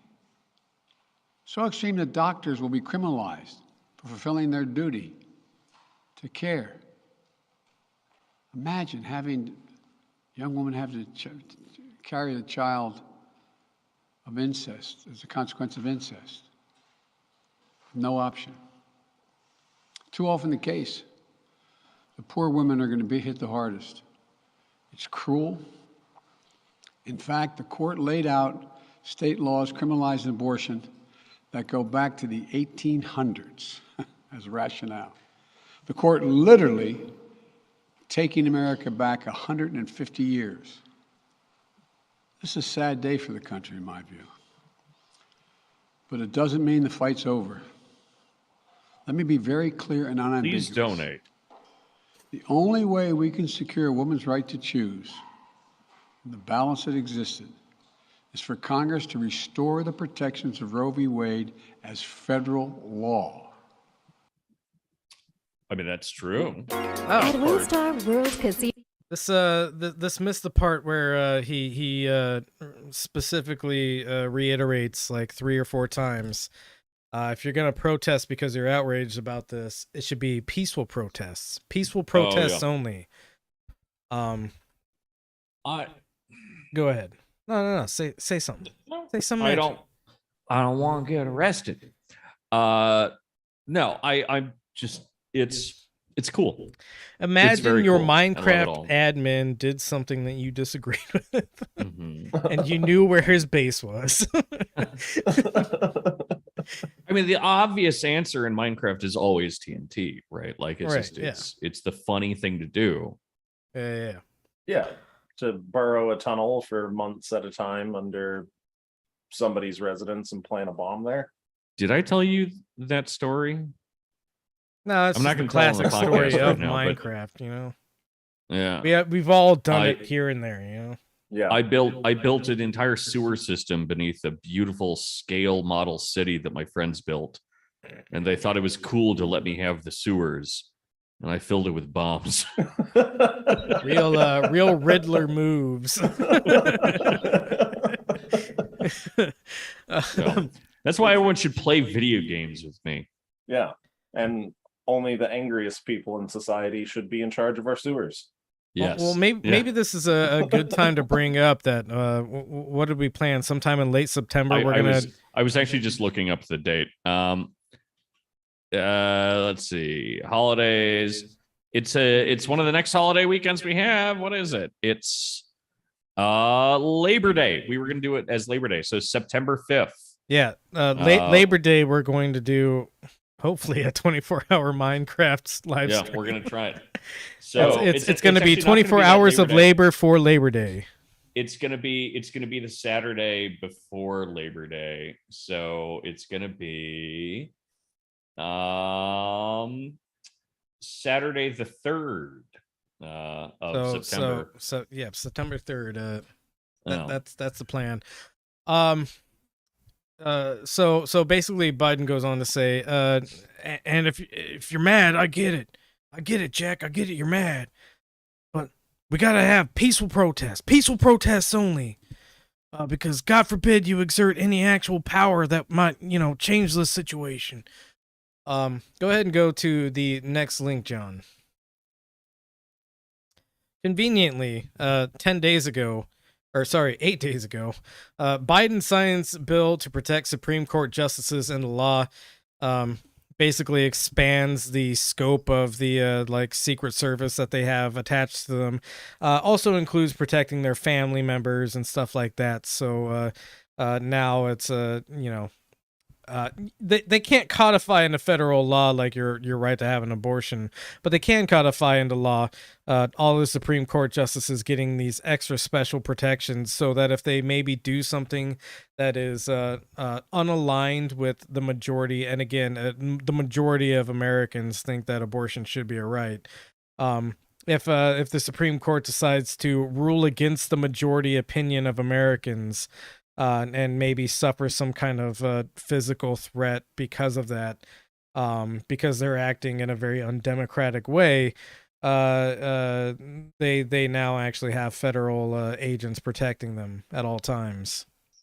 Also, just a fun little an etymology fact for everyone, because everyone loves etymology facts. Yes, words. Is Word you know where the nerds. word mob comes from? It's a very old shortening of Latin terms, actually. Or Morbius. It comes from mobile vulgus, which means the excited or moving common folk. Right. Yeah. We don't like that. So yeah. It's so essentially the mob, a mob is a group of commoners that decided something pissed them off. Right. Yeah. And so if we were to have mob rule, could you even imagine? Could you imagine the Vulgate ruling over us? Exactly. Disgusting. What is it? You want democracy? It sounds like you want what is it called, a dictatorship of the proletariat. Like, come on, that's so Right, cringe. right. Yeah. I've actually one of the things that I'm writing is a thing on how mob rule is actually probably okay. And like all the concerned hand wringing about well, it's not going to be fair. Well, we live in a system of law that's already incredibly unfair. So can't really see a lot of losses there. And maybe it would be better if the choices of the court more properly aligned with what more people actually want. I don't know. I mean, per the court, if if we followed the kind of the model, there aren't any hard and fast rules around this, but if we followed the model of like the amount of districts, the amount of people to the amount of judges, the amount of Supreme Court judges, and circuits that we had when we first made the Supreme Court, we would have dozens of Supreme Court justices. And we should. If we're going to have any, we should have a hysterical amount of them. We should have 600 Supreme Court justices. We should have. Hold on. I got to do some math really quick. While you're doing that math, let me just go ahead and again point out that the Supreme Court really only exists to create the legal precedent of whatever horrible thing the government is trying to do. We should have 329.5 million Supreme Court justices. Yeah, that makes sense.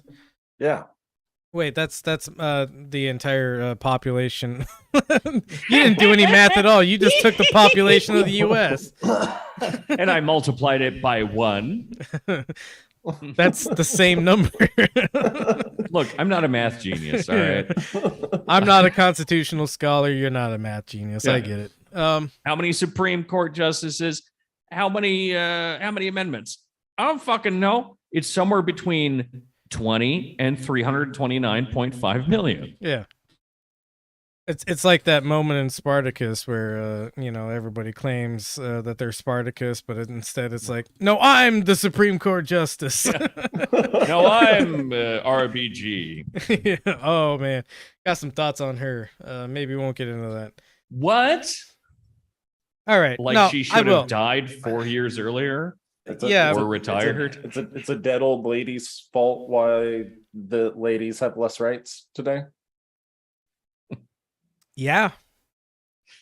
I mean, you said that in a shitty way, but yeah. She refused to retire. She died, and so let's talk a little bit about the legacy of somebody like RBG, right? Where her like major legacy achievement is that she stood up for women's rights in some way, right? And the women's right that she stood up for was essentially just like affluent white women could get abortions. She didn't stand up for more positive versions of reproductive rights, like maybe oil pipelines shouldn't be allowed to poison native lands and thereby the children that grow up in these lands. If you really look at the history of somebody like RBG, she's an incredibly racist person. Used law precedents from when Manifest Destiny was like the prevailing law in America to justify these pipelines. Was incredibly pro-corporate, anti-working class. Really, like the only thing that she did was, yes, if you're a woman and you have a certain amount of like economic ability to get one, you can get an abortion, right? Like that's like her major achievement. Frankly, it's too similar in kind of a minor way, but someone that I was close to through someone else for a long time was one of the first like really accomplished female lawyers in the US, a very elderly woman. And well, at least like in her area, she was. And that was inspiring, and it was really cool that she did that stuff. But the fact of the matter is that every time we would have a conversation about it, it would essentially be, that's really cool for you. Yeah. Specifically you did a cool thing. Yeah. And it could be inspiring to someone. Sure. It could, it's a cultural marker, maybe, to like 4 people, in her case, RBG way more. But like, what does it really do? Like, what does it actually accomplish? And you look at these other, like, you look at cultural figures. So the difference between someone like RBG and people like, let's pick two African American revolutionaries. Actually, the fact that I'm able to call them revolutionaries, but I can't call her one, is already a hint. Yeah, But right. just two at random. So like Malcolm X and like Martin Luther King, right? Sure. What's, apart from their gender and skin color, what's the biggest difference between them? I would say that two of them got fucking murdered. Right.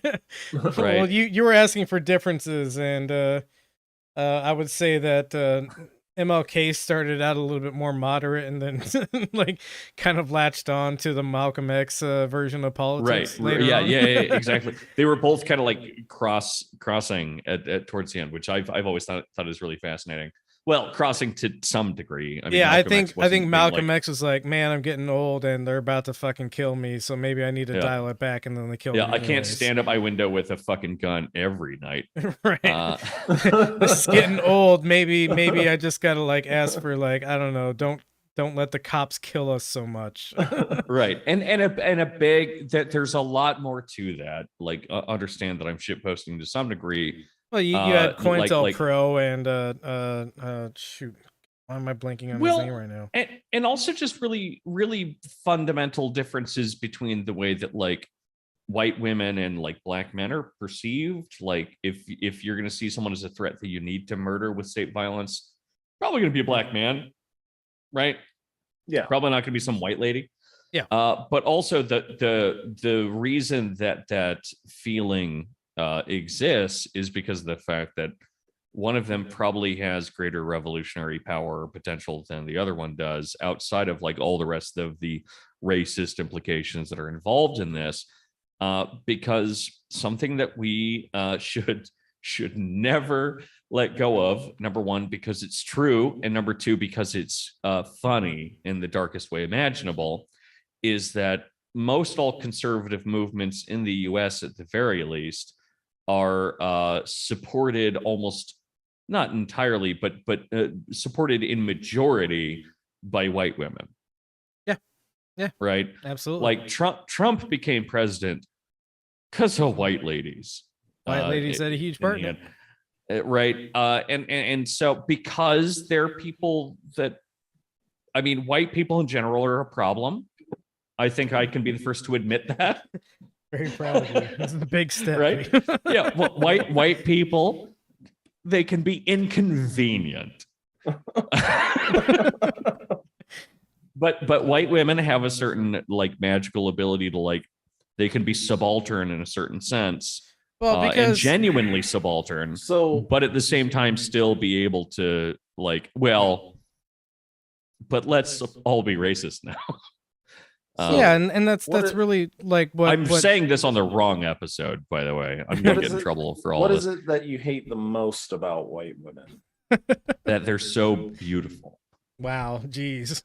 I've Here's dated your a lot of crown, them, king. so I know. Yeah. No. I think this is worth pointing out. You say it's the wrong episode. I think it's incredibly the right episode because we brought up RBG and the fact that like. Well, that's why I brought it up. But yeah. Well, yeah. I'm saying we brought up RBG and that kind of led into this conversation. And the reason that it kind of leads into this conversation is because we had to take a very sober look, and I'm saying this as somebody who's not drunk. We have to take a sober look at what somebody like RBG does, which is secure rights for a certain color and class of people, and then does nothing to fight for those rights when it comes to the rest of like a poorer class of people, a darker skin tone of people. This is evident throughout the entire history of US, especially feminism, where the suffragette movement explicitly excluded black women. This is a project over many generations of, yes, women should have rights, and then when a black woman or a black woman comes into the picture, these white ladies unfortunately say, well, no, you're not actually a person.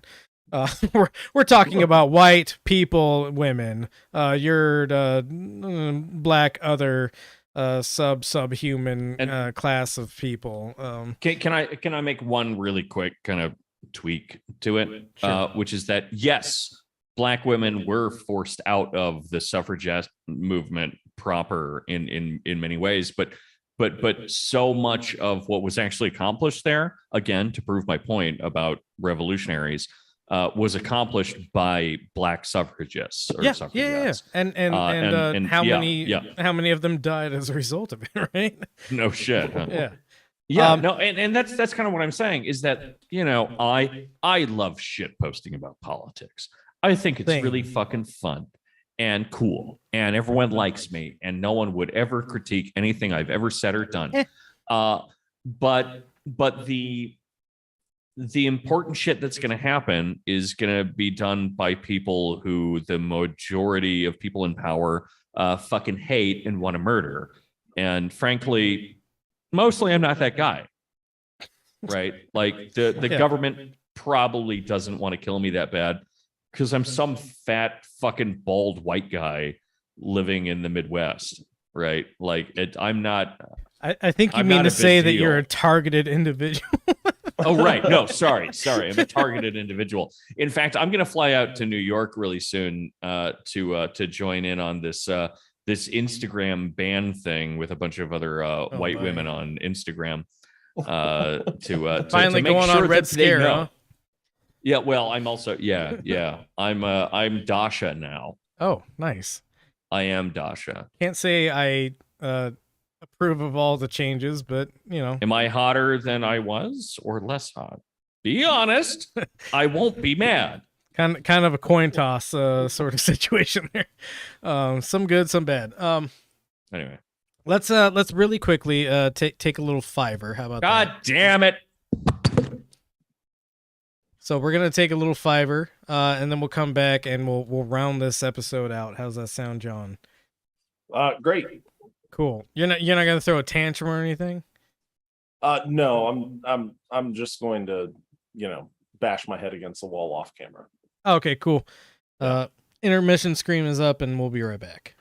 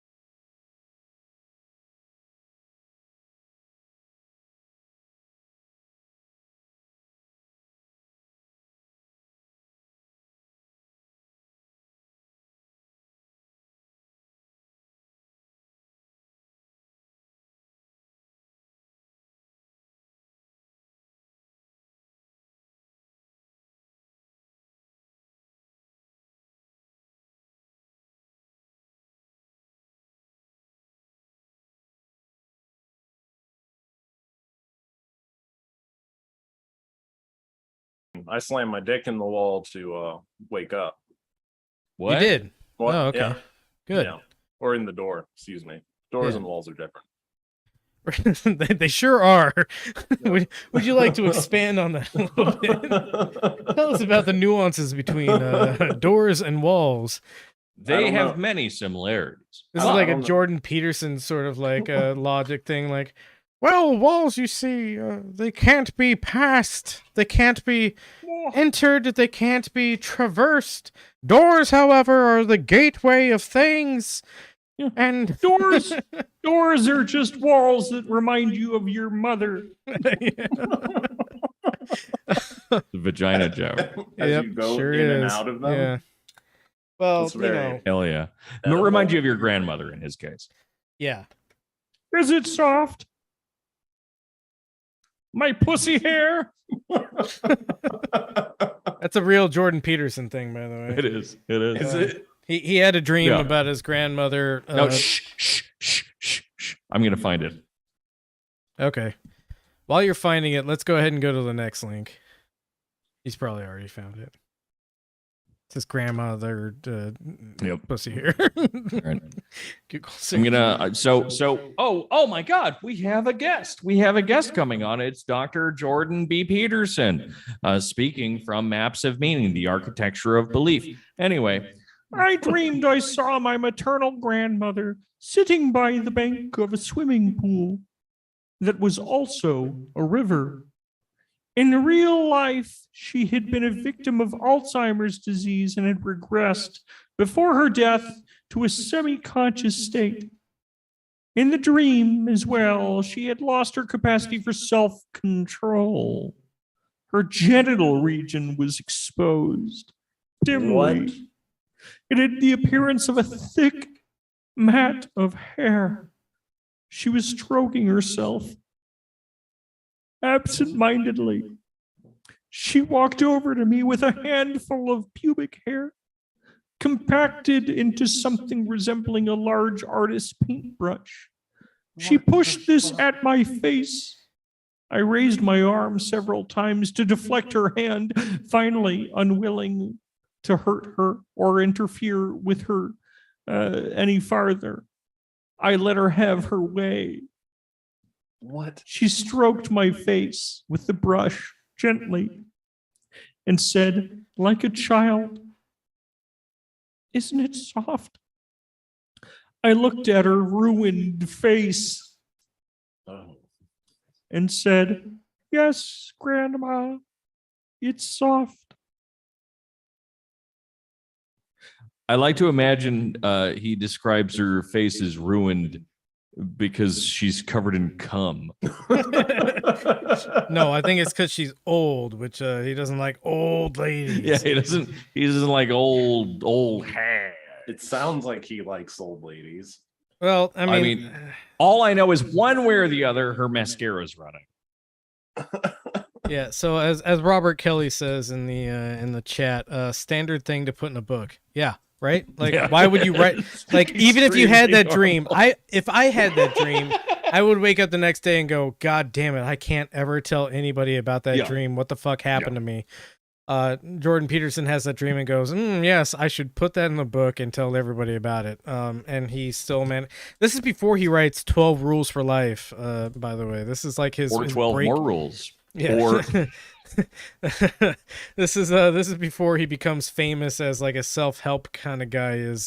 He's doing this really weird, I mean, we've talked about Maps and Meanings before. quasi academic nightmare book. Yeah. Um, So anyways, I would do a reading of it with people right. if it wasn't like fucking 500 pages. Yeah. And we Like did it's a do an tome. episode where we kind of deconstructed a lot of the major points of it pretty early Yeah, on like in the we've- podcast. I don't think you people understand what we do for you, because I believe this is true. I've read Maps of Meaning, 12 Rules for Life, 12 More Rules for Life. I think Mike has read two I've or read- three of no, those. I've read them all. There you go. So both Mike and I have read all these books, and I don't have a joke. Yeah. I can't make one. I read There's several. nothing there. I read several Pete Buttigieg books for this podcast. Yeah, true. Yeah, we both. Yeah, I read 2 of his, and then Really he only has 2, self-sacrificing. right? Does he have more? Uh, Jesus, I don't probably. even know or care. Anyway, We got to get back doesn't to matter. the topic at hand. I don't want to. So, it's been noted that it's probably illegal to protest out of the houses of the Supreme Court justices. This is a very cool thing that exists in law where the people who like most impact your life, you can't like actually like have any recourse against. Right. Again, Biden signed into law that, Supreme Court justices and their families are going to be protected, by probably the Secret Service, essentially. And the Supreme Court recently ruled abortion buffer zones violate freedom of speech laws. Buffer zones are basically keeping like a 35-foot radius around an abortion clinic so that people can still protest abortions, but they're like not like able to physically touch people trying to get into the clinic. My favorite thing about that buffer zone is that there's a 10-foot zone between that and the entrance where you're allowed to smoke cigarettes. Right. Yeah. Yeah. So, So like 25 to 35 feet, you're allowed to smoke cigarettes and yell at protesters outside of an abortion clinic, and they're not allowed to approach you, and you're still, yeah, it's the whole thing. So just saying. yeah. So if you're a smoker and want to irritate people, you can protest abortion closer than you can smoke to a building. I think is no. It's no within 25 feet. I think is when where you're able to smoke cigarettes, and so you can be a buffer between the abortion clinic and the protesters. No. So didn't you say 35 is the right? But I think the confusion here is that they overruled that buffer zone. Oh yeah, who cares?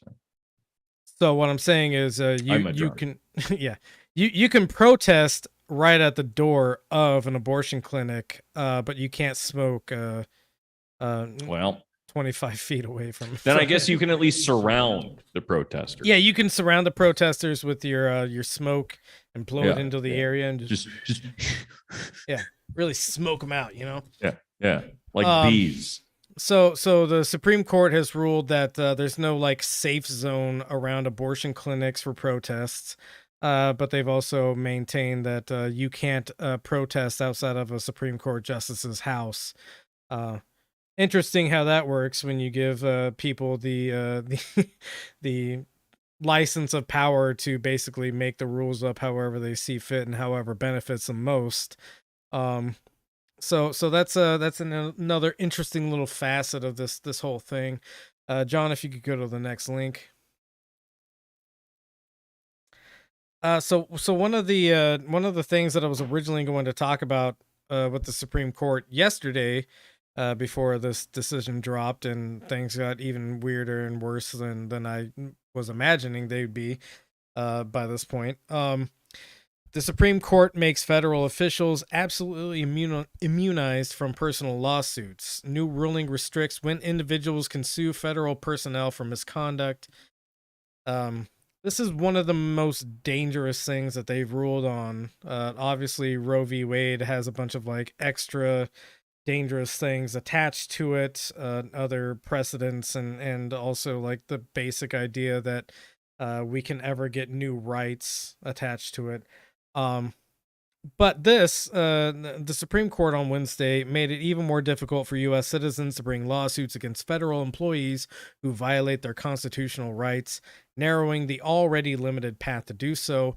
And Egbert v. Buell, the conservative majority on the court, ruled an individual business owner did not have cause to bring an action seeking damages against a federal agent accused of physically assaulting him. The ruling set a broad precedent that legal experts said would make it virtually impossible to sue federal officials. Basically, federal officials can beat the shit out of you now, and it doesn't matter if it violated your constitutional rights. They're above that law. That's the quick, short, and dirty then about Nancy Pelosi should be more than willing to accept my duel. it. Right. Yeah. Because she's going to beat you, and she's a federal official. I would make so much money if I sold tapes of Nancy Pelosi beating the shit out of me. Yeah, that's probably like a very no. That's the fetish of 4 or more people. No, actually I think that's a fetish of a lot of people. A lot of people are on the Nancy Pelosi is the boss queen sort of train still, which is amazing to me. I would just wear like a Bernie shirt and right beforehand let everyone know that I post memes, and they'd be like, That's- fucking kill him, queen. That's millions of dollars. Yeah. All right. Nancy. Millions You know of where to dollars find me, if you sell the 'cause you've been tapes at bugging 50 my cents a house. piece. So He's been gang stalking me, by the way. yeah, I bet. Nancy Pelosi personally is gang stalking me. It's true. I have this evidence, just taking pictures of random crowds, and like if anybody turned your direction, that those are all federal agents. That's Nancy Pelosi wearing a mask. Yeah. Go ahead and go to the next link, which is a Wikipedia article. Interesting thing about the United States Capitol Police. The United States Capitol Police is a federal law enforcement agency in the United States. So the Capitol Police are now basically given free reign to do whatever they want to protesters. Interesting that this right was given to them immediately before the Supreme Court made a ruling that would instigate a lot of protests. And, you know, if we've maybe collected any kind of information about how protests go in America, not usually well for the protesters, pretty good for the cops in terms of like what damages they're allowed to do to people. Well, there's an old adage. It's not if you can't beat them, join them. That sounds almost right. What is it? It's and I'm not endorsing this, but it's an old adage that everyone says all the time. It's if you can't sue them, kill them. I think like this is the thing that everyone says. So yeah. Whatever they say, you know, just do that. I believe that's from Sir Dorner. Sir Dorner, whomst you can't corner. The uncornerable Dornerable. Yeah. If you can't sue him, kill him is probably good legal advice from somebody who likes Dorner a lot. Go ahead and go to the next link, John. More cool stuff about police.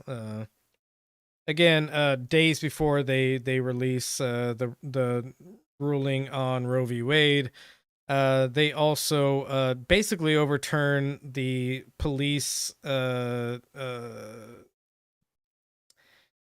can't sue the police anymore if they don't read you your Miranda rights, and the Miranda rights like really actually don't hold up in court anymore.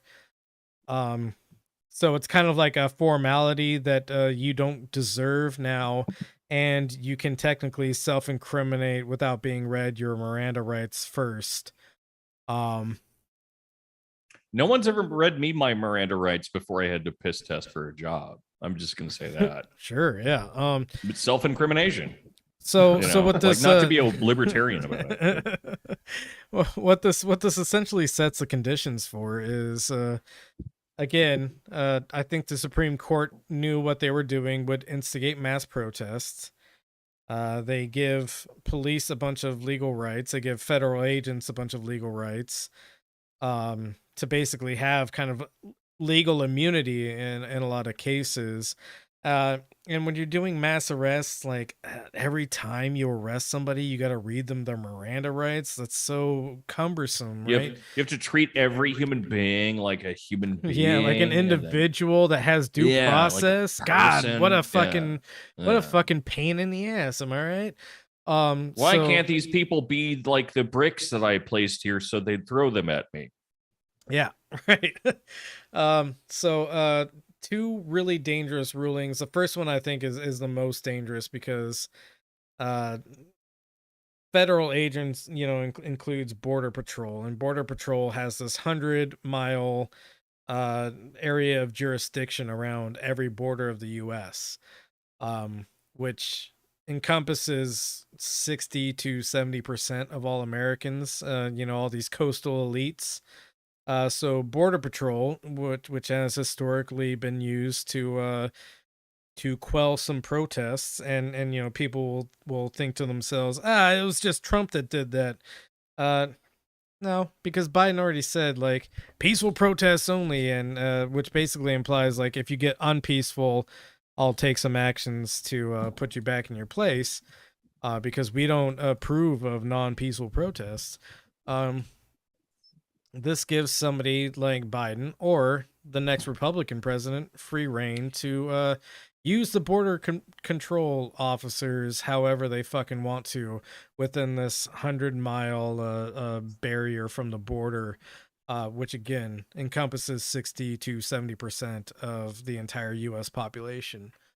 So really just kind of setting the conditions for more oppressive government. It's been said that Biden is just kind of like the custodian of the status quo for now, and we'll bring it back later and it'll be better when we get somebody more progressive. But I think that's a bit of fantasy that things are going to get more progressive from here when you have all these machinations working against progress.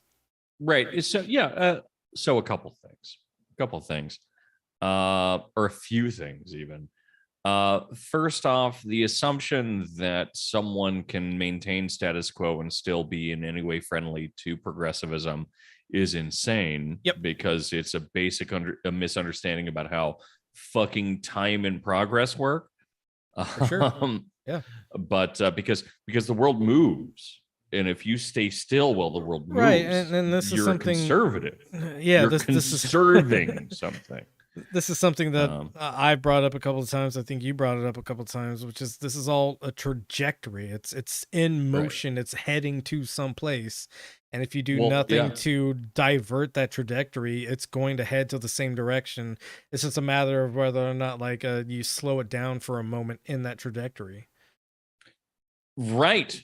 Yeah, I mean, that's one of the fundamental things I always say when I get like too in the nitty gritty in philosophical terms for this podcast, probably, but is that we should view things as processes rather than objects, for sure. right? Yeah. Because things are always inherently in progress. Things are always on trajectories. So I mean, keeping that in mind, that any kind of trajectory that stays still is a trajectory that moves backwards, because that's how conserving against entropy works. But in addition, so the general or the strongest application of these new kind of rulings are within what was it, 100 miles of the border? Mm-hmm. Is that right? If you look at a map of what that looks like, it's fucking scary. Especially if you live in a border state, like John. Actually, could you just look up a 100-mile border? Right. I, coming from California, Mike being in California, sorry to dox you. You're fucked now. Everyone knows where you are. 100-mile border zone right there. Yeah, but California is mostly 100 miles within the border, right? So it's pretty much they have claim over California. Is there any way to like click on that? And so like 50% of California. Yeah. Anyway, so that's pretty terrifying. Or like literally all of Maine. Like, or Florida, which just seems really dangerous and makes sense. I mean, what is like the sect that conservatives are always trying to put some kind of control measure on, right? Is Cubans. the coastal elites, Oh. right? And the coastal elites exist in the coastal areas, and the reason that they're called coastal elites is because when you live in these coastal areas and you have these interactions with a lot of different cultures, you end up becoming a little bit, at the very least, more liberal, but also you might actually become a little bit of a leftist in a lot of degrees, because you might be like, it's kind of fucked up that we treat immigrants so shitty. Right. You interact with more people, and so you begin to understand people. Yeah. So you begin to understand people, and you begin to like understand Yeah. maybe like a little bit more of a class politics versus just like general like ID politics that kind of serve a status quo. You get a little bit more, and I'm not saying this is like a rule or anything, but it's definitely more prevalent that all of these coastal areas are a lot more left leaning than the rest of the country. No, for sure. And you know, per the reasoning here, Savannah, Georgia, Charleston, and the funniest of them all, Myrtle Beach are all border towns. Right. Like fucking insane. I love it. It sucks so bad that it's actually funny. I don't know. I had a third thing, but it's dripped out of my ears after looking at how fucking funny this map is. Right. Yeah. No, it's Joker face funny, right? It's it's funny and like Joker, haha, baby. we're fucked. Yeah. It's just stupid. It's just everything is stupid. And even that's the worst thing about our politics at this point. And for I don't know, at least 5 or 6 decades now, probably forever, is that I would say forever. the dumbest shit that we do still has smart reasoning behind it by people who are awful and evil. But they push it through because dumb fucking people are willing to accept it. And so we're able to like kind of gesture them away as being dumb, especially like, you know, upper middle class folks really love to do that, where it's like, oh, the Republicans are so stupid. Why don't they understand what they're doing? It's like, no, they get everything that they're doing. Like they get it. There are dumb ones. You know, that's why, you know, I initially brought up, like, we really need to, like, yeah, we can say Manchin is stupid and stinky, but he's not stupid. He's stinky for sure. He's not stupid. He is running a very shrewd political operation that understands how power works and how you achieve what you actually want to do with political power. Right. Mitch McConnell, you can't like look at any of his quotes and say, oh, this is an intelligent person, unless you understand that the operation he's running is so dishonest that the best he can do is just appear stupid, right? Because you can't, like, it's so dishonest to the point where you're like, I don't know, you shit your pants, everybody can smell it, everybody can see the lump in your trousers, and you're saying, no, I didn't shit my pants, I think you actually shit your pants. And everybody's going like, no, you shit your pants, we can see it. And I mean, that's that's really all it is. It's just this game of like, how obtuse can I be to the reality of things, to a point where people can't even like actually discuss anything with me anymore, but I still maintain the power that this position gives me, right? Because they don't have any reproach.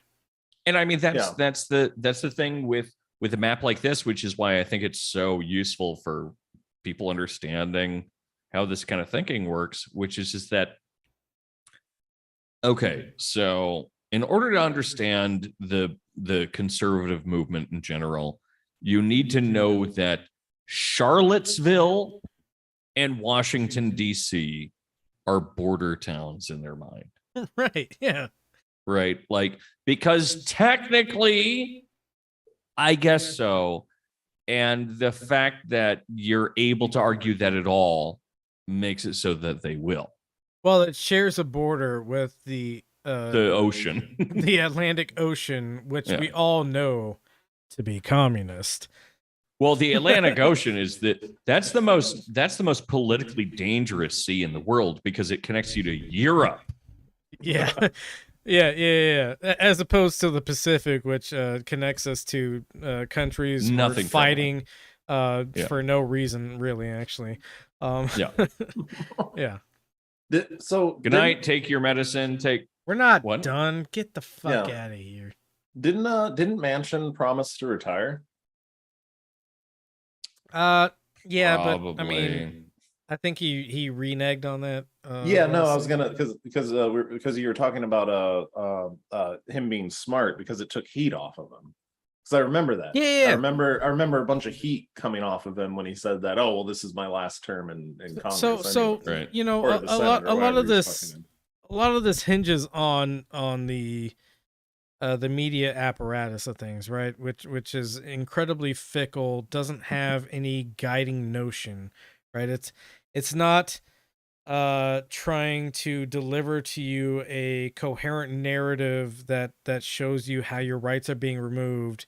It's just sporadically reaching out here and there and saying, "Oh my God, this thing happened, that thing happened." Oh, Manchin, who is the bad guy, says he's going to retire, and then it moves on from that to a different thing. And yeah, it's completely unfocused, and this idea that there should be unbiased media is really just a trick of the power structure. There should Right. not be unbiased media. There should be incredibly biased media that is giving you what we do here, which is propaganda to a certain extent, but like propaganda that says, hey, you're being assaulted on all these fronts and you should pay attention to that. So I'm mixed on that. Ultimately, I think we agree. But then there are characters. So there are ultimately characters that are more neutral, but ultimately you can see where their politics are. Sure. And I think that's ideally where most of this lies, right? Like there should be two types of political commentators. And by the way, guys, if you get your news from us, that's fun and thank you, but don't do that. Disagree hard. but the two types are Matt Taibbi's and Chris Hedges's, right? In my mind. And no, these are two acceptable versions in my mind, where Matt Taibbi's are like, let's be as neutral as possible about absolutely everything, but in the end, you see where their politics lies. You know, it's not quite as bad as like Glenn Greenwald or something, but like you see what he's saying, and he's trying to be as neutral as he can be. And there's some like there's a political bent in there somewhere. Well, but it's not what he's always hitting you in the face with. Rather, and then you have Chris rather Hedges than, is where it's like, oh, I see where you're coming from, but it's still like journalism. Anyway, I would say rather than the word neutrality with somebody like Matt Taibbi, I would use honesty, objectivity.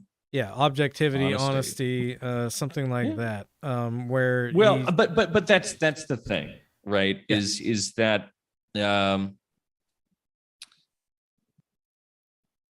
you can't be genuinely honest or objective unless you're trying really fucking hard to be.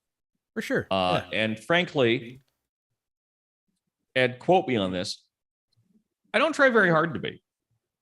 Like, I don't give a shit. Sure. Well, we're propagandists, as I say. Yeah. And like, I don't want to lie to anyone. And per my memory, I don't think that I really have on this podcast, like lied to people. But fuck it, dude. Like if it meant that we were going to go to war with China and they were going to melt us all into silver pellets and then shoot us into space or something conspiratorial, maybe I would. I don't fucking know. There are limits. There are fucking limits. And really, I mean, the more important thing than any kind of my like political orientations is the fact that is it funny or not? Yeah. Right. Like though that's even more consideration. important. But yeah, so there's all of that exists because of the format that this is, right? Like we're not a news show. We're people who are funny, who fart out of their mouths, who also tell you things that are important and generally, I think, have relatively decent opinions. We have the same legal defense Right. as Tucker Carlson, so don't bother suing us. Exactly. Yeah. Or sue me, but make a really big deal of it in the media. Because it'll be funny. It will be funny. Exactly. So I don't know. I like, yeah. It's just different types of media, different types of like levels of honesty expected. I'm not going to do the Jon Stewart thing either, where it's like, I'm actually just a comedian, as if we could be compared to someone with his platform. But no, because we're in way the end, funnier. Right. I am actually way funnier than Jon Stewart. I'm just not as handsome.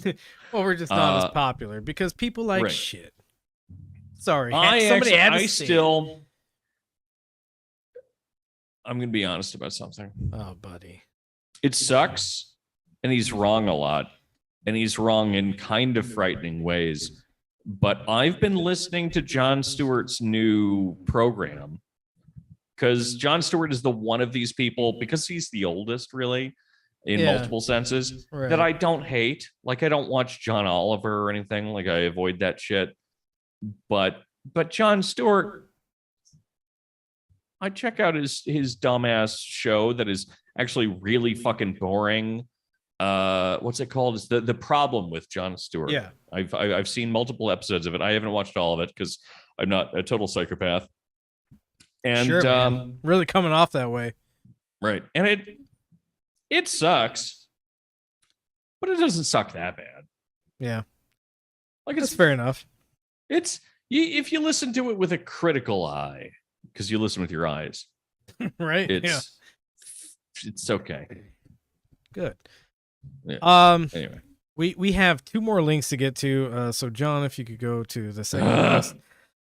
We've you know, the January 6th hearings are going on. We're hearing a lot about the brave Capitol Police. oh God bless them. Yeah. I mean, there's a lot of crying that I saw. Can I really quickly, before we even get into this? Sure. I don't mean to flex. Oh, okay. All right. I was on a date last night. You already know because I told you. Wow. I know. What was his name? I've ever been on. John McCain. Oh no. I fucked his brains out. I think they were already out. Yeah. But no, so I had a date last night, and this is a person that's progressive in Wisconsin, which isn't unheard of, but you know, it's nice when it happens, right? So they don't know about the podcast yet. All right, go on. They do, which is weird. They don't listen. They'll never listen, I hope. Good. But one of the things that they ended up mentioning, because I mentioned how at first I had the week off from the stupid fucking podcast that I do that I hate about politics. Yeah. And she was like, oh, this is a weird week to take off for that.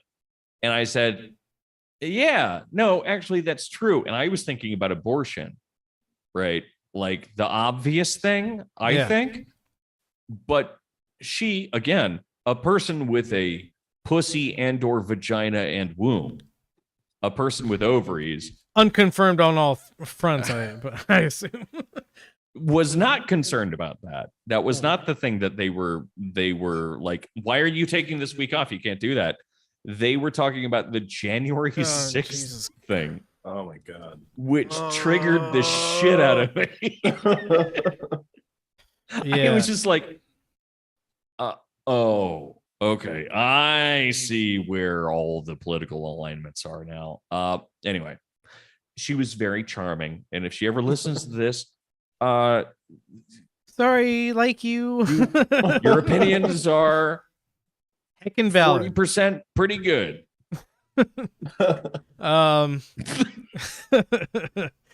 So we've been hearing a bunch about you know, and this is one of the reasons that I'm like kind of anti. I'm not anti people being held accountable for January 6th and what happened there.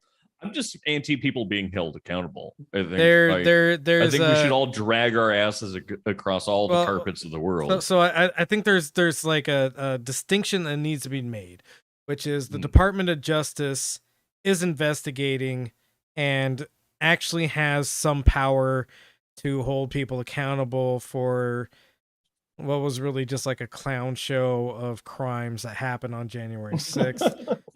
To call it a coup is like really giving it way more credit than it deserves.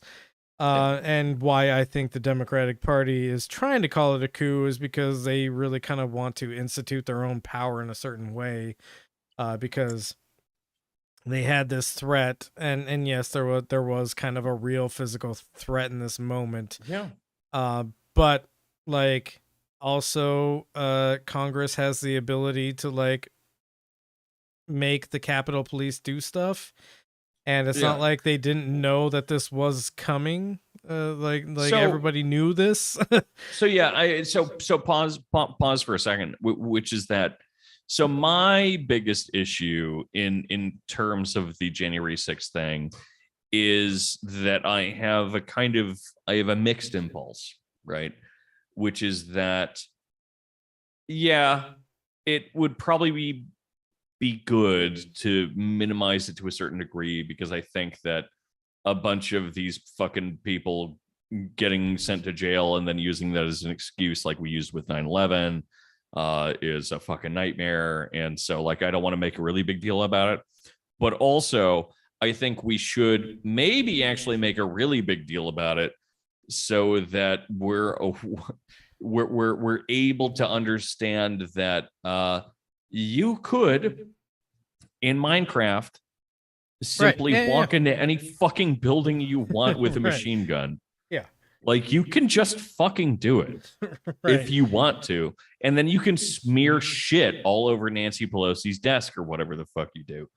Like these are all possibilities. Granted, you'll probably be arrested. You'll very likely be killed if you're holding a machine gun, but you'll always respawn.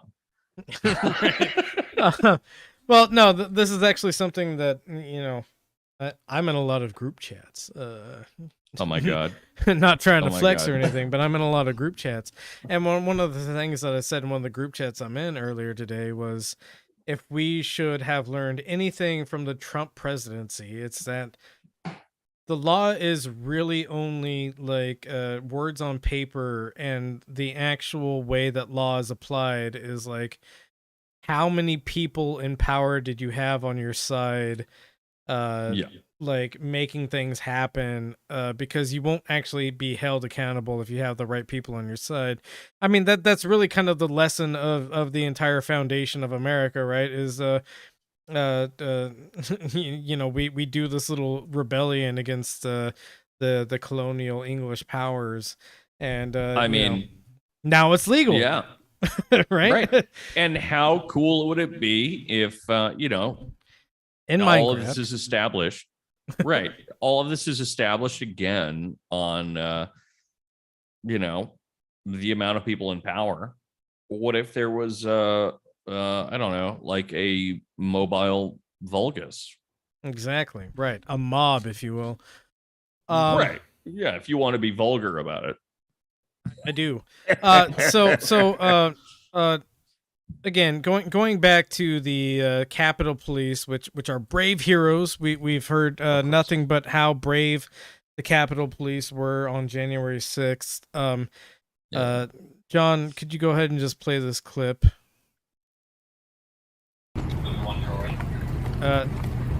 This is the Capitol Police responding to the protests against abortion rights being overturned. For the listener, it's a SWAT team wearing comic book body armor, yes. And holding giant clear shields. Right. Yeah, no. It is like they straight up look like riot police out of like a 1980s comic book. Right. Yeah, Yeah. This right. is Judge Dredd Roman Legionnaires. I mean, if you look at the guy closest to the camera here, he's got like pitted armor on, like it's like form shaped armor, Right. Which is really funny, actually. Yeah, That rules. really That's weird. Really funny. Like their boots are studded. I mean, these are really just kind of like, these are typical jackboot thugs from like a cyberpunk like novel. There's people further back, and while they have visors, they're still wearing their Oakleys. Yeah. Like it rules. It's Yeah. fucking good, dude. Like a comical display of authoritarianism. And again, Dude, how fun these... would it be to be one of those guys? Like to just let go.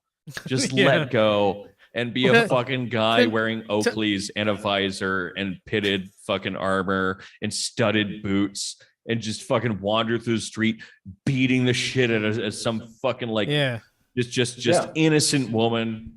Like you're playing a D&D campaign from the wrong side, where every creature you encounter you can just beat without impunity, because there's no gods, there's no masters, just out there in the wilderness.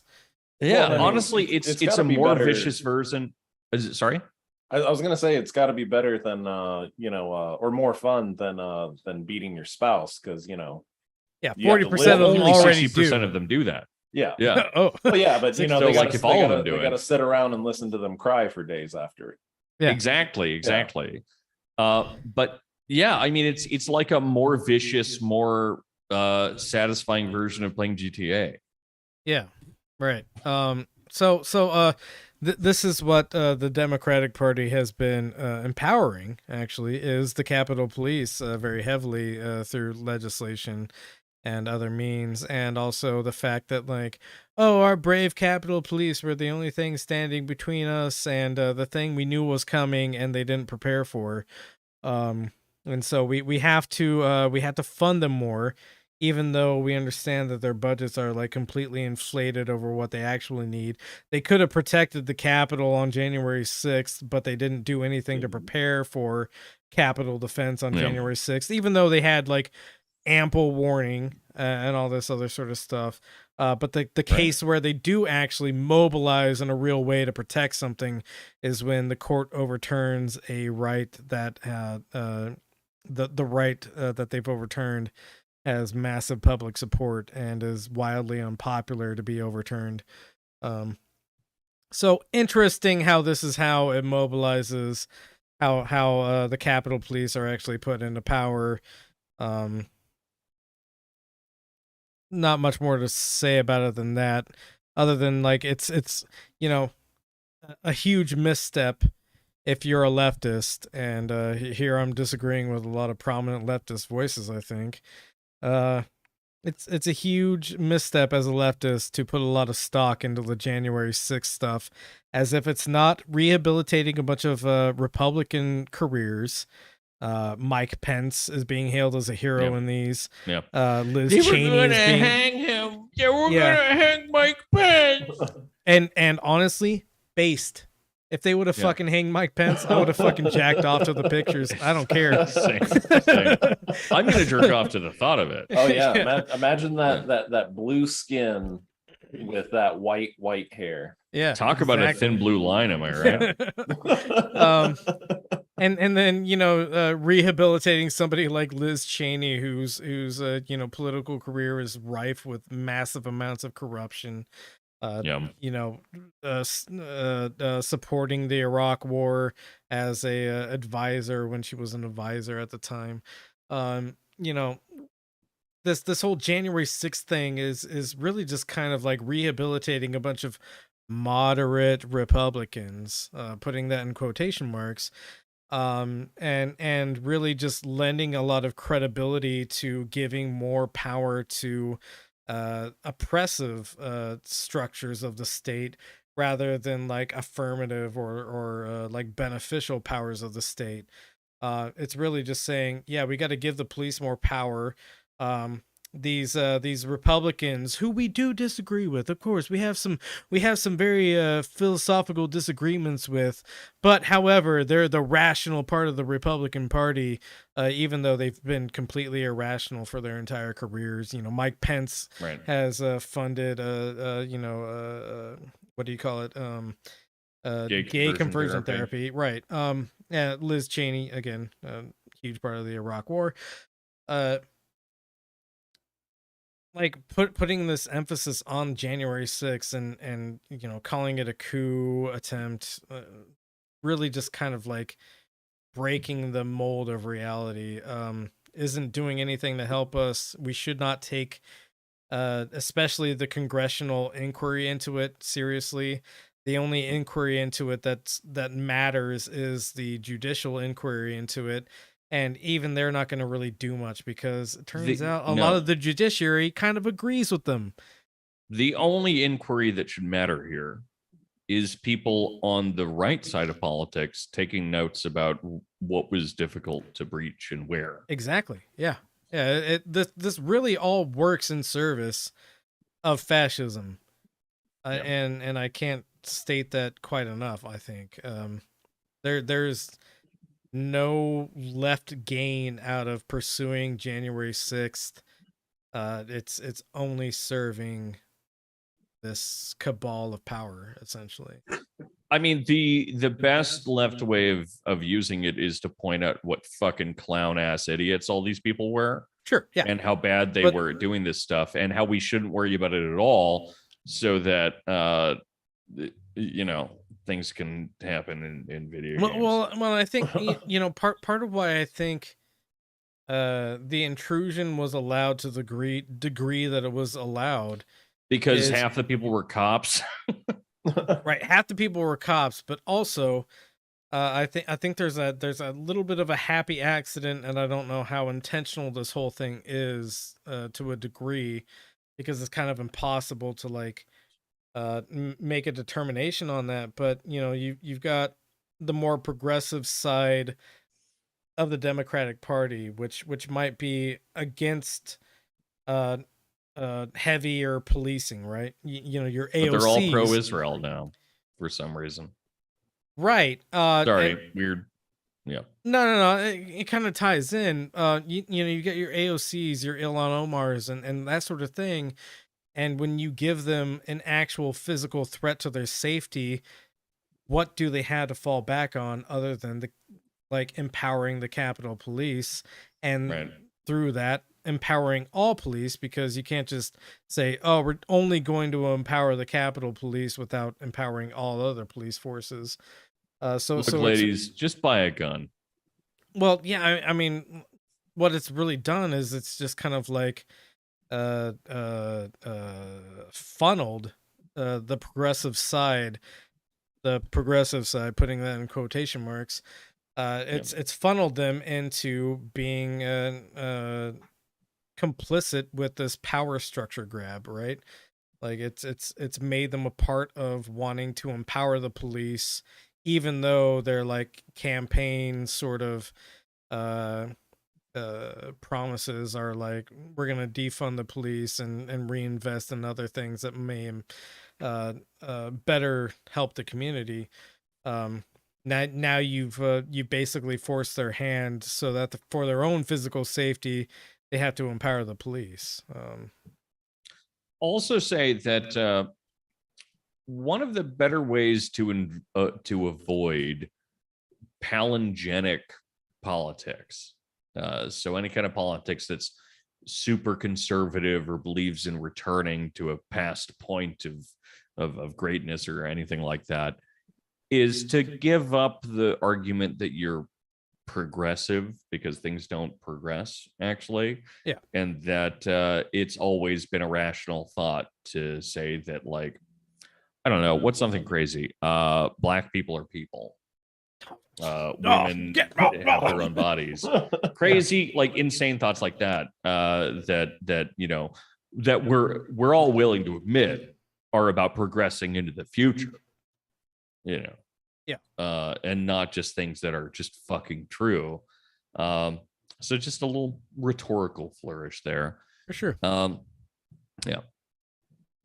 So, normally we try to end with some palate cleanser sort of stuff, and No. and this was the best I could do. It's not great, but immediately after the decision was made by the Supreme Court, Democratic Party officials started sending out texts for fundraising. Nancy Pelosi, of course, being one of them. And this really just kind of underscores the point that they've never been serious about codifying abortion rights. They're only ever interested in abortion rights as a way to fundraise, as a way to campaign. So now that abortion rights have essentially been lost for a great portion of America, Nancy Pelosi immediately sends out this email. Can you chip in $15? I got a text from my local representative, Mike Levin, asking how I feel about the overturning of Roe v. Wade, and asking me for some input. And I gave him some input, which was to say that I think you guys just run on this issue so that you can run on this issue and fundraise off of it, and you guys don't actually want to fucking fix it. And If my girlfriend ever fixes me, then I'll be fixed and she'll have to leave me. right. Well, and that's that's really kind of the ultimate point of this conversation is Roe is something that has a pretty strong economic impact, but only on a downward facing sort of Dog. deal, right?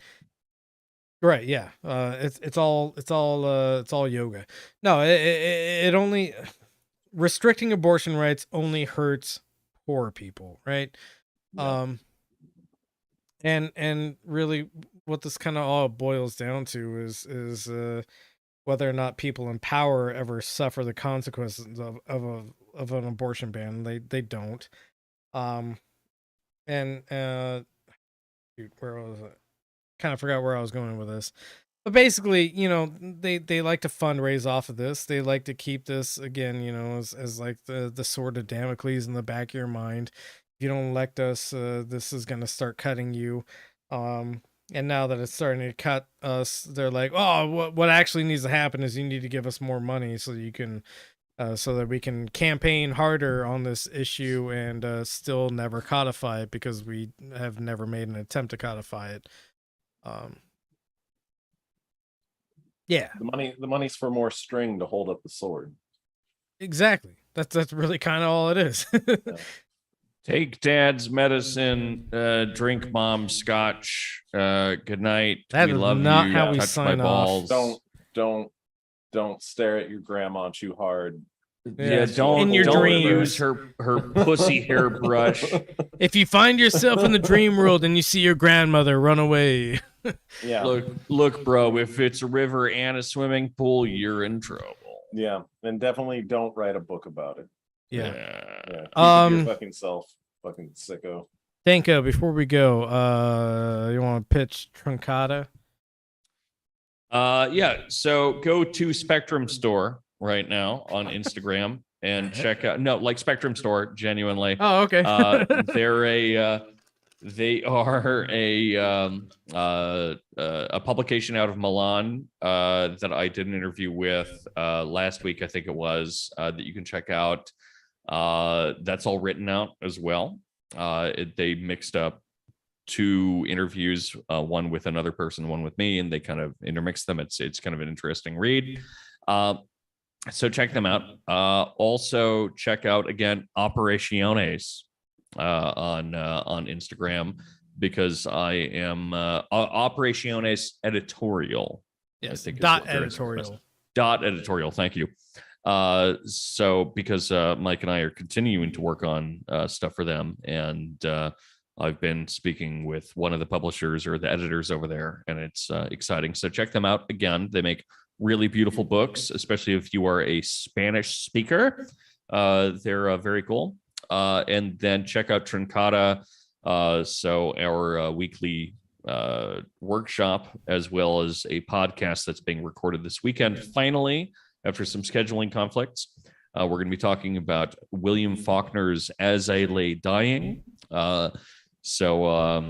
Yeah, check out Trincata. So patreon.com/Trincata, TRUNCATA. We're looking at the poetry of Paul Celan this weekend, and the next weekend we'll be back to our erotica workshop hosted by Laura Nicholson. Laura Nicholson on Instagram, and then we'll be back to me talking about fascism in the week after.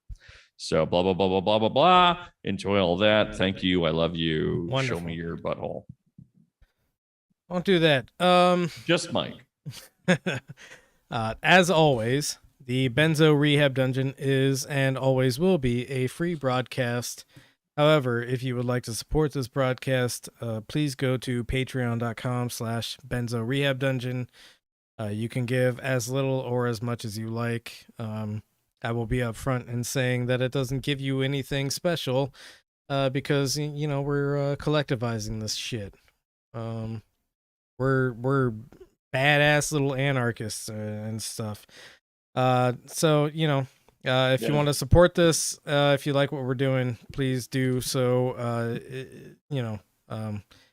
No requirement, no expectations. John, were you gonna say something? Oh, I was going to say we've already cut the benefits to our listener. Yeah, right. So, Yeah. We've cut the so you're not benefits to our gonna- employees as well. Yeah. Yeah. Real austere over here. But with all that I being don't said, expect much. yeah. With all that being said, we love you. Please take your medicine. Please, please take mine too. Wow, that was heartfelt. Yeah, super heartfelt. And save some for your friends. Same for Jesus Same, Christ. Jesus Christ.